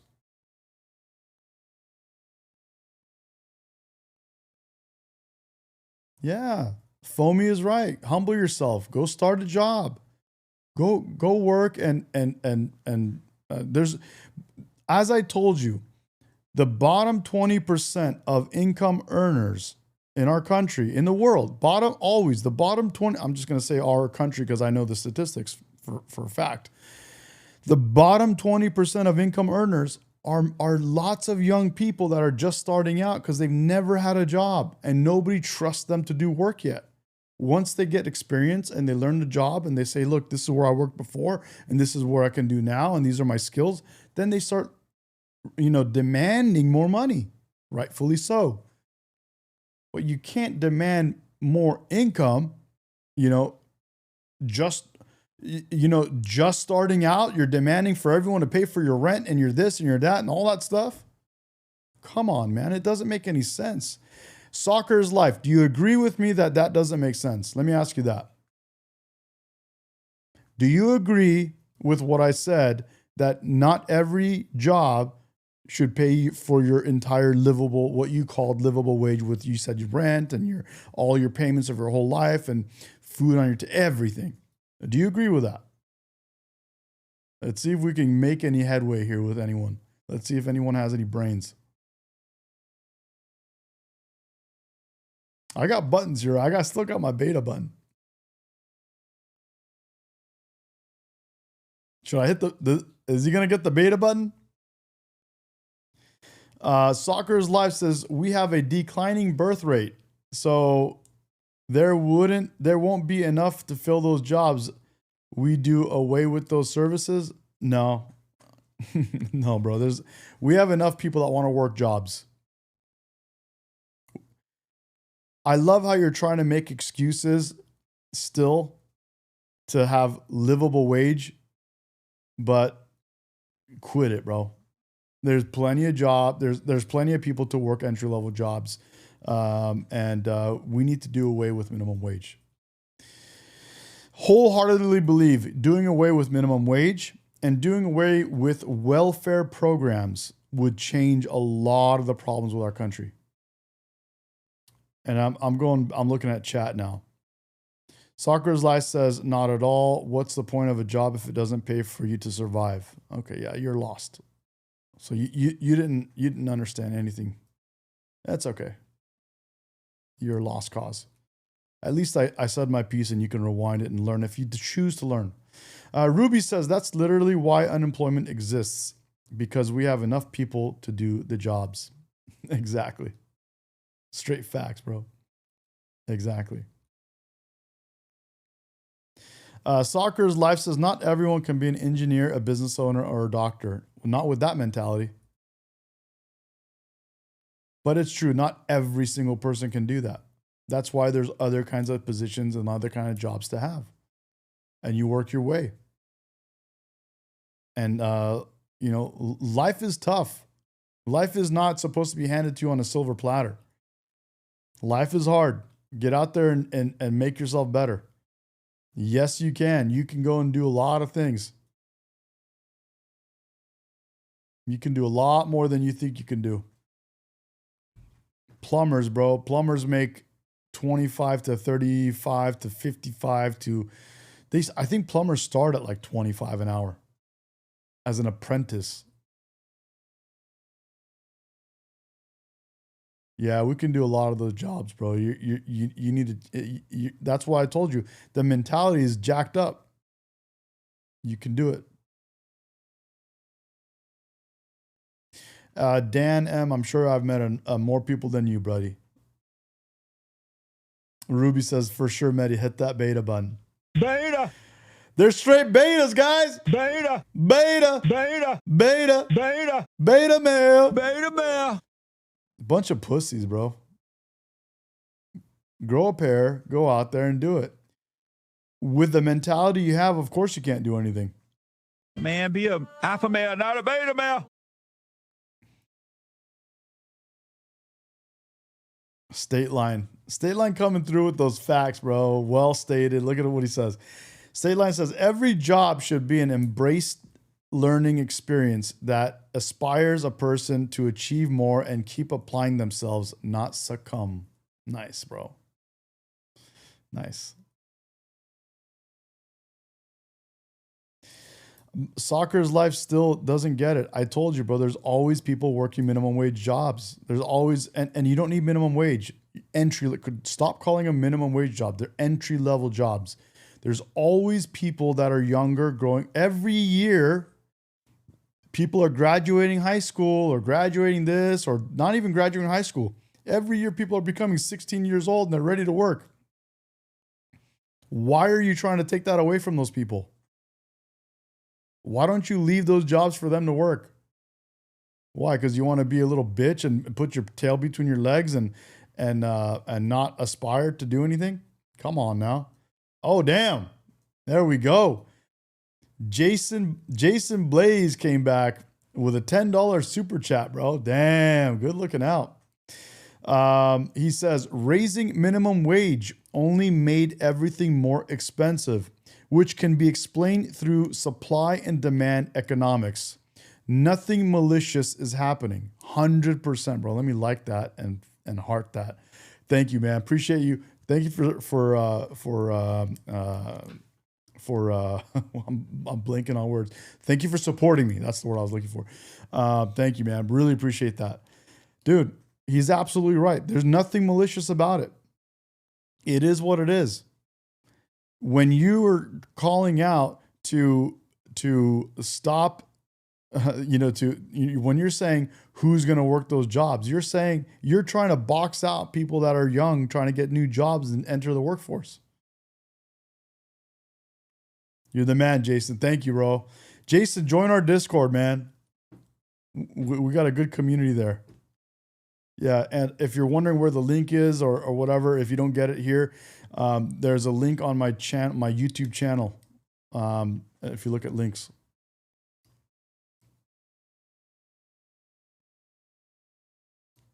Appreciate you, man. But dude, you guys got to understand we live in a situation where nobody's responsible. Nobody thinks they can actually improve their lives. That's the problem. That's why I say do away with minimum wage, do away with welfare. We don't need these programs, bro. Pure garbage. Pure garbage. 100% pure garbage. And I'm going to look up to make sure we're not missing any current events right now. No, we're not. We are not right now. Anything live? No. Let's see. What is this?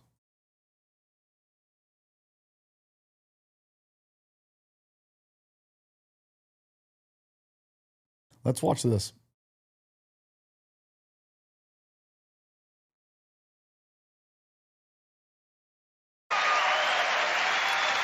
New York did help Donald J. Trump win the popular vote. He swept every single swing state. It was 1 year ago this very night in the early morning hours. My friends, my colleagues, Martha McCallum, Brett Baer. Where's Brett tonight? Brett's in the house, I know.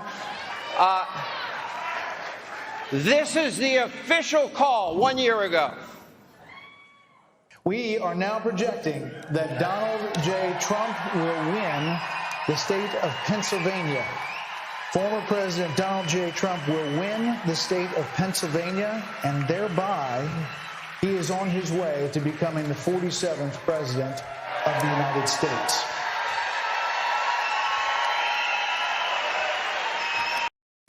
I just want to pause that because in the chat, you guys are Dan M says soccer is life isn't talking about himself. Most likely he's thinking about others. And that's the biggest bullshit I always see from the left. You dumbasses are always trying to act like you're worried about others and you're talking about others and you want to act virtuous because you're trying to think about others. And while it is great to think about others, you should be speaking for yourself. Nobody needs you to talk for them. None of these others need your help to talk for them. You speak for yourself. You talk about yourself. And you talk about what you're doing, what you can do, what you can't do. Stop talking about, well, who's going to work this job and who's going to work that job? What is it you're doing? What can you do? Focus on yourself. Stop acting like a virtue signaling asshole. I don't want to be gloating, but I'm gloating. I can't help it. Now, it was interesting. 1 year ago yesterday, 9 a.m. in the morning, I was the first guest with Bill Hemmer and Dana Perino. Remember I was the first guest? And I started out, and you asked me a question. I said, Kamala Harris starts this day out with a huge math problem. Pat says, don't be a beta Wayne. Oh my God, I love that. And because I was following the numbers every single solitary day. And so finally I get on during my hour at 9 o'clock, and I just figured, what's up, Mark? What the hell? I'm just going to tell the truth. This game is over.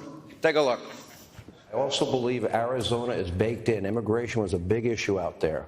That now means that would bring us to a point in this race. If I am right, if I'm wrong, everybody call me out. Hannity was wrong. We'll have T-shirts. I'll sell them on DonaldTrump.com. Okay. But if that's true, that means she would have to sweep the blue wall. Yep. And based on the information that we have and the early voting success of the Republicans in both Wisconsin and Pennsylvania, I don't think she can do it. Now, I told everyone on that panel, I said, if I'm wrong, you could print up Hannity's Wrongs T-shirts, and you could wear them.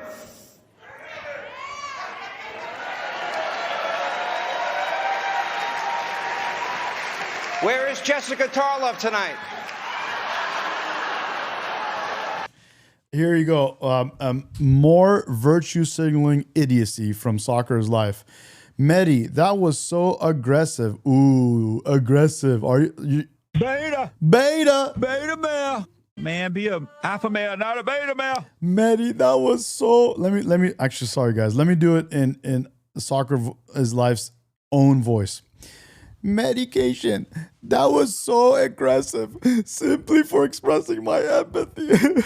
I do focus on myself, but when I can, I try to do what I can to help others. Why did you be so aggressive, please? Get the hell out of here, bro. You virtue signaling nincompoop. Where is Harold Ford tonight? Are they here? Dana, would you mind Please, giving them bro. to your colleagues on the... Go kick rocks, bro, please, with that virtue signaling dumbass shit. Worry about yourself. Make yourself better. That's what this country is about. Make yourself better. Stop talking about other people. Stop talking about people that are not here, that don't need you to speak for them. Start talking about yourself, because when you talk about other people, you're not actually answering questions that you should be answering yourself. You're trying to act like you're doing something on a grander scale for other people, and you're literally straw manning conversations by not actually speaking to these things, on your own. And other people have their own opinions, and you don't speak for other people. And the fact of the matter is, a lot of these other people don't agree with you. They don't. They literally don't agree with you. They actually want to work their asses off and start somewhere and end somewhere else and all this kind of stuff, and they don't agree with your bullshit. The #1 hit show on the channel, The Vibe. Would you mind? Nice catch, buddy. Thank you, Dana Perino. Tamara is right. Virtue signaling is almost always a tactic. It's not pure. And the cases when it is pure, it's still a tactic. And they mean well, yet it's still a tactic. That's the problem. That's the problem. The better thing to do is speak for yourself. Nobody else needs you to speak for them. And that's the problem with the left. They all think they got to speak for black people, and they got to speak for these people and those people, and black people are tired of you guys speaking for them. They can speak for themselves. They're very happy to speak for themselves, and they're more than capable of doing it. They don't need you coming out here and acting as if they're not good enough to do it on their own. You assholes created these DEI programs and all this bullshit and acting like they're not good enough, and you have to give them special programs to be as good as you. And they hate that, and they're tired of it. You need to quit it. We're all the same people. Skin color and physical appearance is a tiny, tiny percentage difference of DNA. It's almost not even a difference. It's very little to nothing. Leave people alone. Let them make their own decisions. Let them speak their own voices, and leave them alone. You speak for yourself. Oh, man. Hey, Sean Hannity here. Hey, click here. Yeah. What an honor to be here. I'm happy to be back. We are here to honor America's true patriots. We are here to honor the U.S. service members around the globe and in our country, the first responders, other heroes that put their lives on the line for us and our liberty and our freedom every single day. They protect all of us because they love us and they sacrifice for us.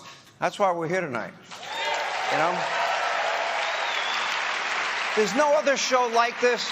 I'm so proud to be a part of it, and we are here, you know, to honor this, what makes this country great. I say it all the time. It is the single best country that God, our Father above, ever gave man. I believe that with my heart, mind, and soul. And these heroes that we are going to honor on this stage tonight, they allow us to chase our God-given talents, our dreams, you know, the word education, to bring forth from within what God has put in our heart. If you have liberty and you have freedom, you can.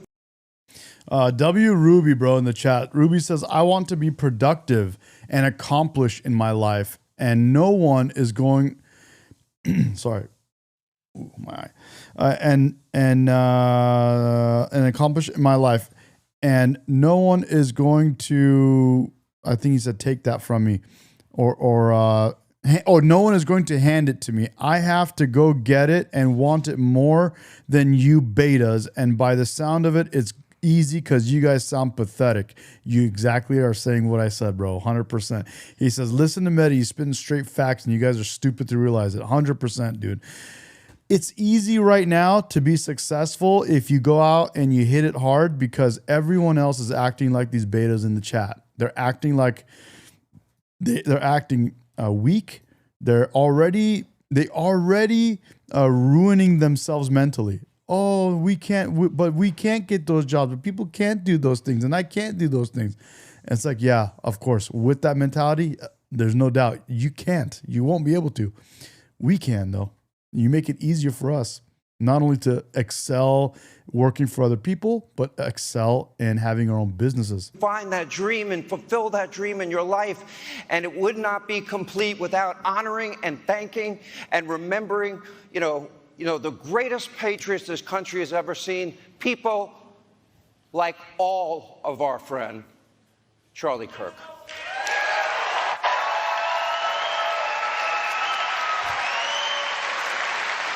Now, we will have special tributes. We will have an all-star performance. Wait till you hear the lineup is sick.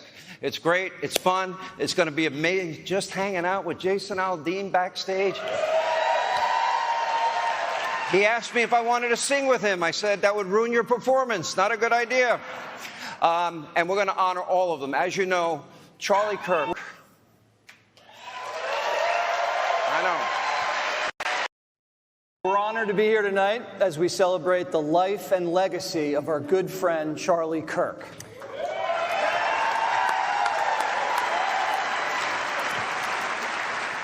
He led a powerful movement rooted in faith, freedom, and a deep love for this country. Charlie was courageous, bold, and committed to sharing his vision for America, its families, and the future. His death marked a turning point for this nation.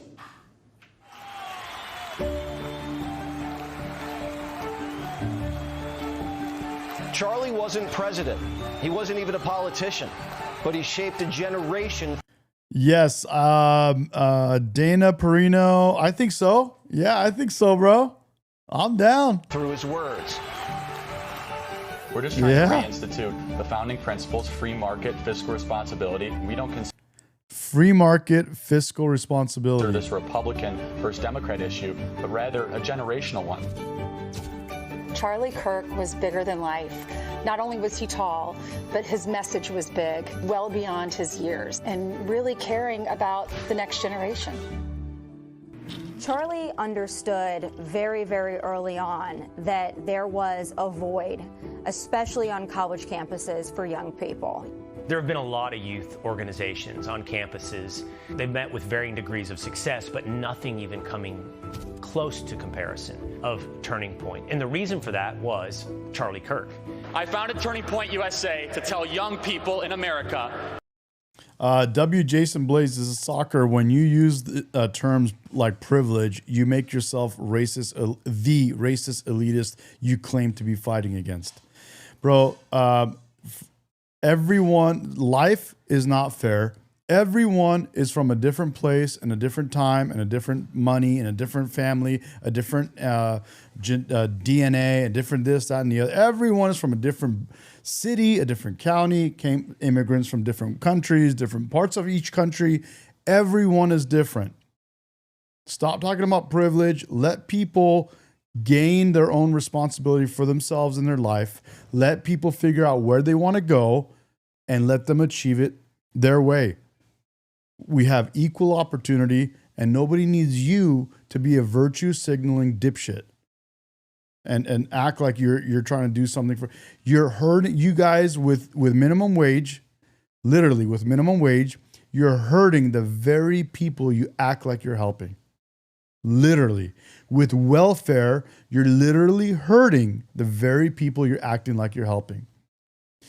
With giving incentives to single mothers to kick out fathers to get rid of income in their homes, you're hurting the very people you're acting like you're helping.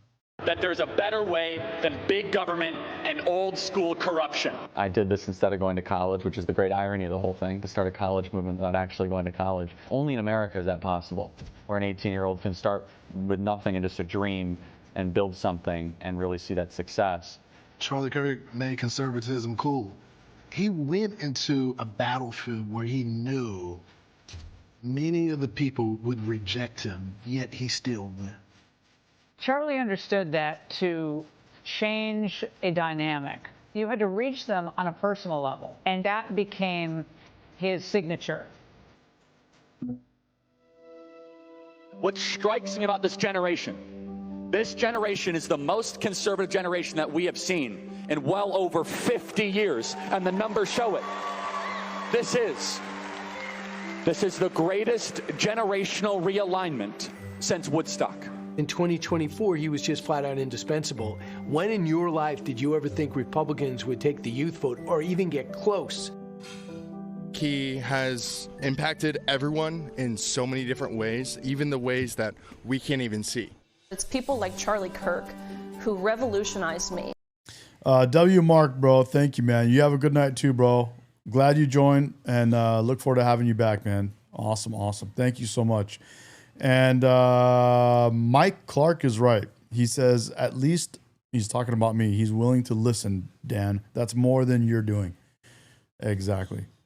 Who made me and I'm willing to bring you guys on live. If you guys want to call in, I'm taking callers. You can have your voice heard. realize the value Just like Charlie Kirk did. Gives you a platform. You can have your voice heard. I want to do the same thing. in being a patriot. He made me understand the freedoms that Thank we you are guys. so blessed Mike to and Mark. have here Oh, yeah. in America. Eminem. For Charlie, God came first, Erica and the children came second, and somewhere down was his calling. What most people don't realize is before he stepped behind any microphone or in front of any camera, he prayed and he dedicated, Lord, let the words that we speak be the words that you want us to speak, to be the words that people need to hear.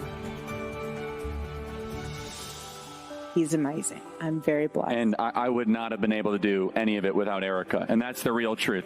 Today we're here to honor and remember a fearless warrior for liberty, beloved leader who galvanized the next generation like nobody I've ever seen before, the late, great Charlie Kirk. Charlie was full of energy and life. He made politics fun, and we haven't had that in a very long time. Damn, Miss Medication is making dinner. I can smell it. Hey, what are you doing, woman? Hey, woman. Are you in the kitchen where you belong? I'm making dinner. See if we can trigger the losers in the liberal. I'm seeing if we can trigger the loser liberals in the chat. I'm making dinner. Get back in the kitchen where you belong, woman. Come over here. You want to say hi? Oh, you're on. She's not wearing enough clothes. Dang it. Time in this country. This is a man who touched an entire generation of Americans. All I gotta do is tell her to get back in the kitchen, and all the lefties lose it. Charlie Kirk was an American original. God is not Beta's done about to with go the cry, United bro. States of America. Our best days are ahead of us. Makey. Yep, that's right.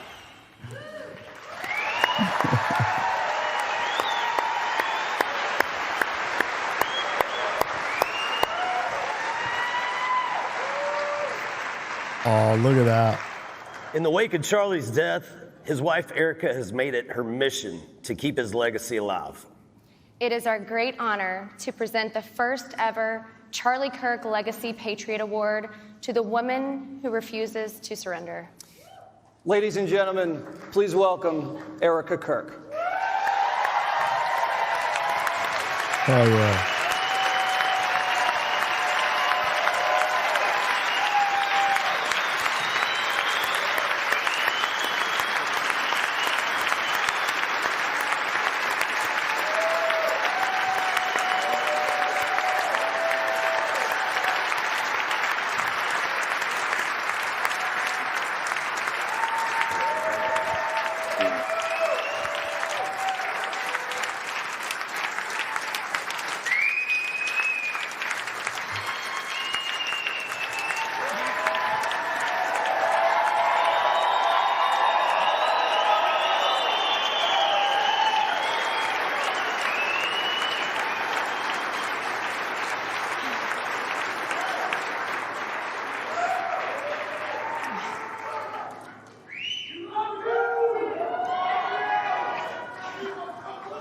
I do too.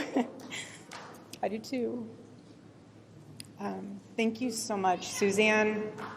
Thank you so much to the Fox News family.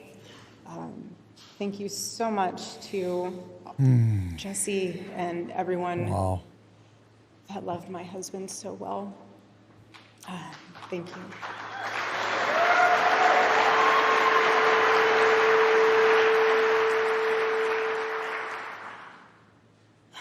Tonight, as I receive this award on behalf of my incredible husband, it's not just myself that's receiving it on his behalf. It is also our incredible Turning Point USA staff. It's our incredible Charlie Kirk Show staff. It's our 4,200 chapters on high school campuses and college campuses. Wow. It's the 800,000 student leaders that we have a part of our Turning Point USA family. And it's also the 800,000 students, yes, it's a lot, and the 8,000 churches that are a part of TPUSA Faith. Wow. Charlie would always tell myself and others that America is worth fighting for. And it is, always will be. And I'll never forget the time where someone told him, I appreciate what you're saying, I just don't really like how you're saying it. I don't like your delivery, and I think you could reach more people if you changed that. And with his smirk, he would say, you're missing the point. You're missing the point. It's not how I'm saying it that's upsetting people. It's the fact that I'm saying the truth that's upsetting people. Wow. That's what he would say. And he would say the reason why 100%. And that's actually what happens a lot. Almost every time I jump on the stream and I say the truth, it upsets these people in the chat. They can't handle the truth. That's why they call bullshit. That's what the same guys that you see in the chat right now were saying, oh, what book is that? Oh, yeah, Thomas. Oh. They can't take facts, bro. They can't take the truth. Literally, these same minimum wage, this minimum wage is hurting the very people you guys are acting like you're trying to help. These welfare programs are hurting the very people they're trying to help. why they're upset is because the truth is convicting them. And they know it, and that's what the truth does. It convicts you, it changes you. And he knew that. And that's why he always spoke the way he did. He wasn't afraid to say the truth, to defend the truth, to lean into it, to not follow the crowd. He was a leader of it. He never fled from the spiritual battle that's ahead, and we all know it. We all feel the spiritual warfare. This whole room feels it. This whole nation feels the spiritual warfare. But Charlie would say that's how you know you're over the mark, when you feel it, when the enemy is there. That's how you know you're doing the Lord's work. And that's how you know you're defending truth. And that was his true barometer, was when he would feel that spiritual warfare. And I watched him pour every ounce of himself into the students, into raising up the most. Dan says, I read Thomas Sowell 15 years ago. Funny how you read him and stopped. I don't know what that means, but about the stop part. It sounds to me like you need to go back and reread Thomas Sowell. Courageous generation, and inspiring so many people to stand firm in faith and to love this country. And I know this award is about legacy. It's about my legacy, our children's legacy, my husband's legacy, but it's also about your legacy. And I really want you to take a minute tonight to think about what that is. What are you leaving behind for your children? What are you standing for your family? Will you be proud of that when you get to heaven and stand before the Lord? Just think on that and pray on that. Because I want to encourage you to know and understand something that Charlie knew and understood so deeply. He knew that evil wins when good people stay silent. And so for the rest of my life, I will make sure that I don't stay silent. I'll keep speaking the truth, no matter the cost. No matter the cost. And I pray that all of you do too, for Charlie. Thank you. God bless you. Hey, Sean Hannity here. Hey, click here to subscribe to Fox News YouTube. Wow. And I'm going to keep speaking the truth. Honestly, I've told you guys have seen it. I have it on my Instagram. I literally said, that's it. The gloves are off. You know, when Charlie Kirk got assassinated, I always said, that's it, you know. And no more holding back, no more any of that bullshit. We're going to go hard in the paint. And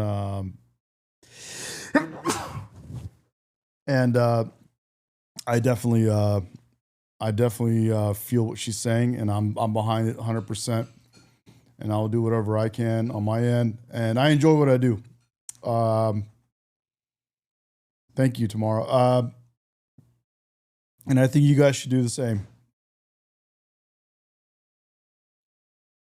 I think you guys should all do the same. Thank you, bro. I think we got, there's a lot we can do to help our country.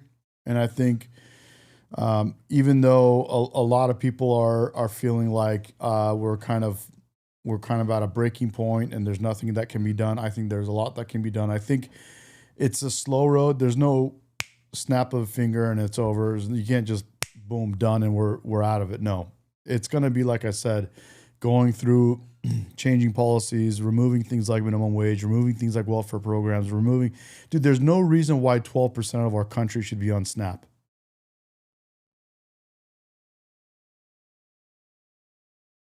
Think about that. There's no reason 12% of our country should be on SNAP.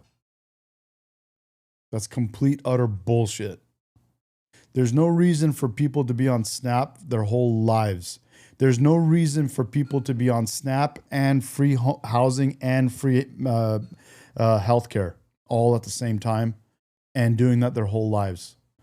There's no reason people should be bum rushing and blitzing our country to get in here to get all these three things.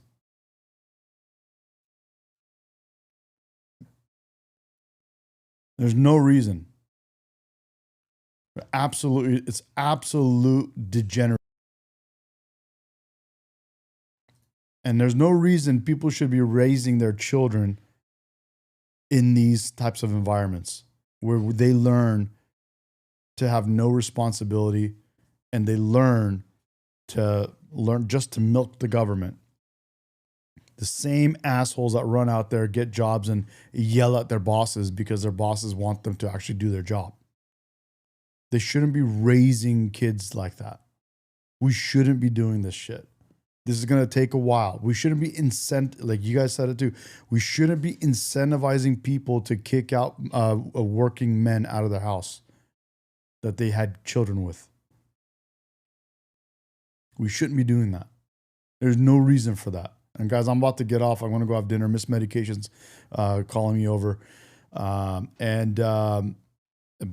on my way out, I just want to reiterate this shit. There's no reason for that. There's a lot that we can do, and it's all through policy. And that's why you guys say, what did Republicans ever do for us? That was a comment, a chat you guys sent over today. What do Republicans? Well, it's policy. Getting rid of policies is doing something. Getting rid of policies that's suffocating the American people, that's crushing the hearts of the American people, is doing something. Getting rid of welfare programs and minimum wages and all these other crazy things that we're doing, that would definitely help Americans. And we need to stop that bullshit. We need to get rid of these programs. So anyways, guys, that was a great live. I had a really good time with you guys. I think my Instagram cut off a long time ago. That's 3.5 hours. And really enjoyed the chat, even though we had a bunch of people that I didn't agree with. That's what I want to do anyway. I want to have that dialogue. It made me talk about a lot more stuff that you guys didn't hear me talk about.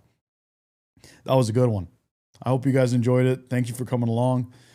This is my favorite thing to do, is to talk to you guys. And thanks for giving me that opportunity. Love you guys. Thank you for subscribing. Thank you for supporting me.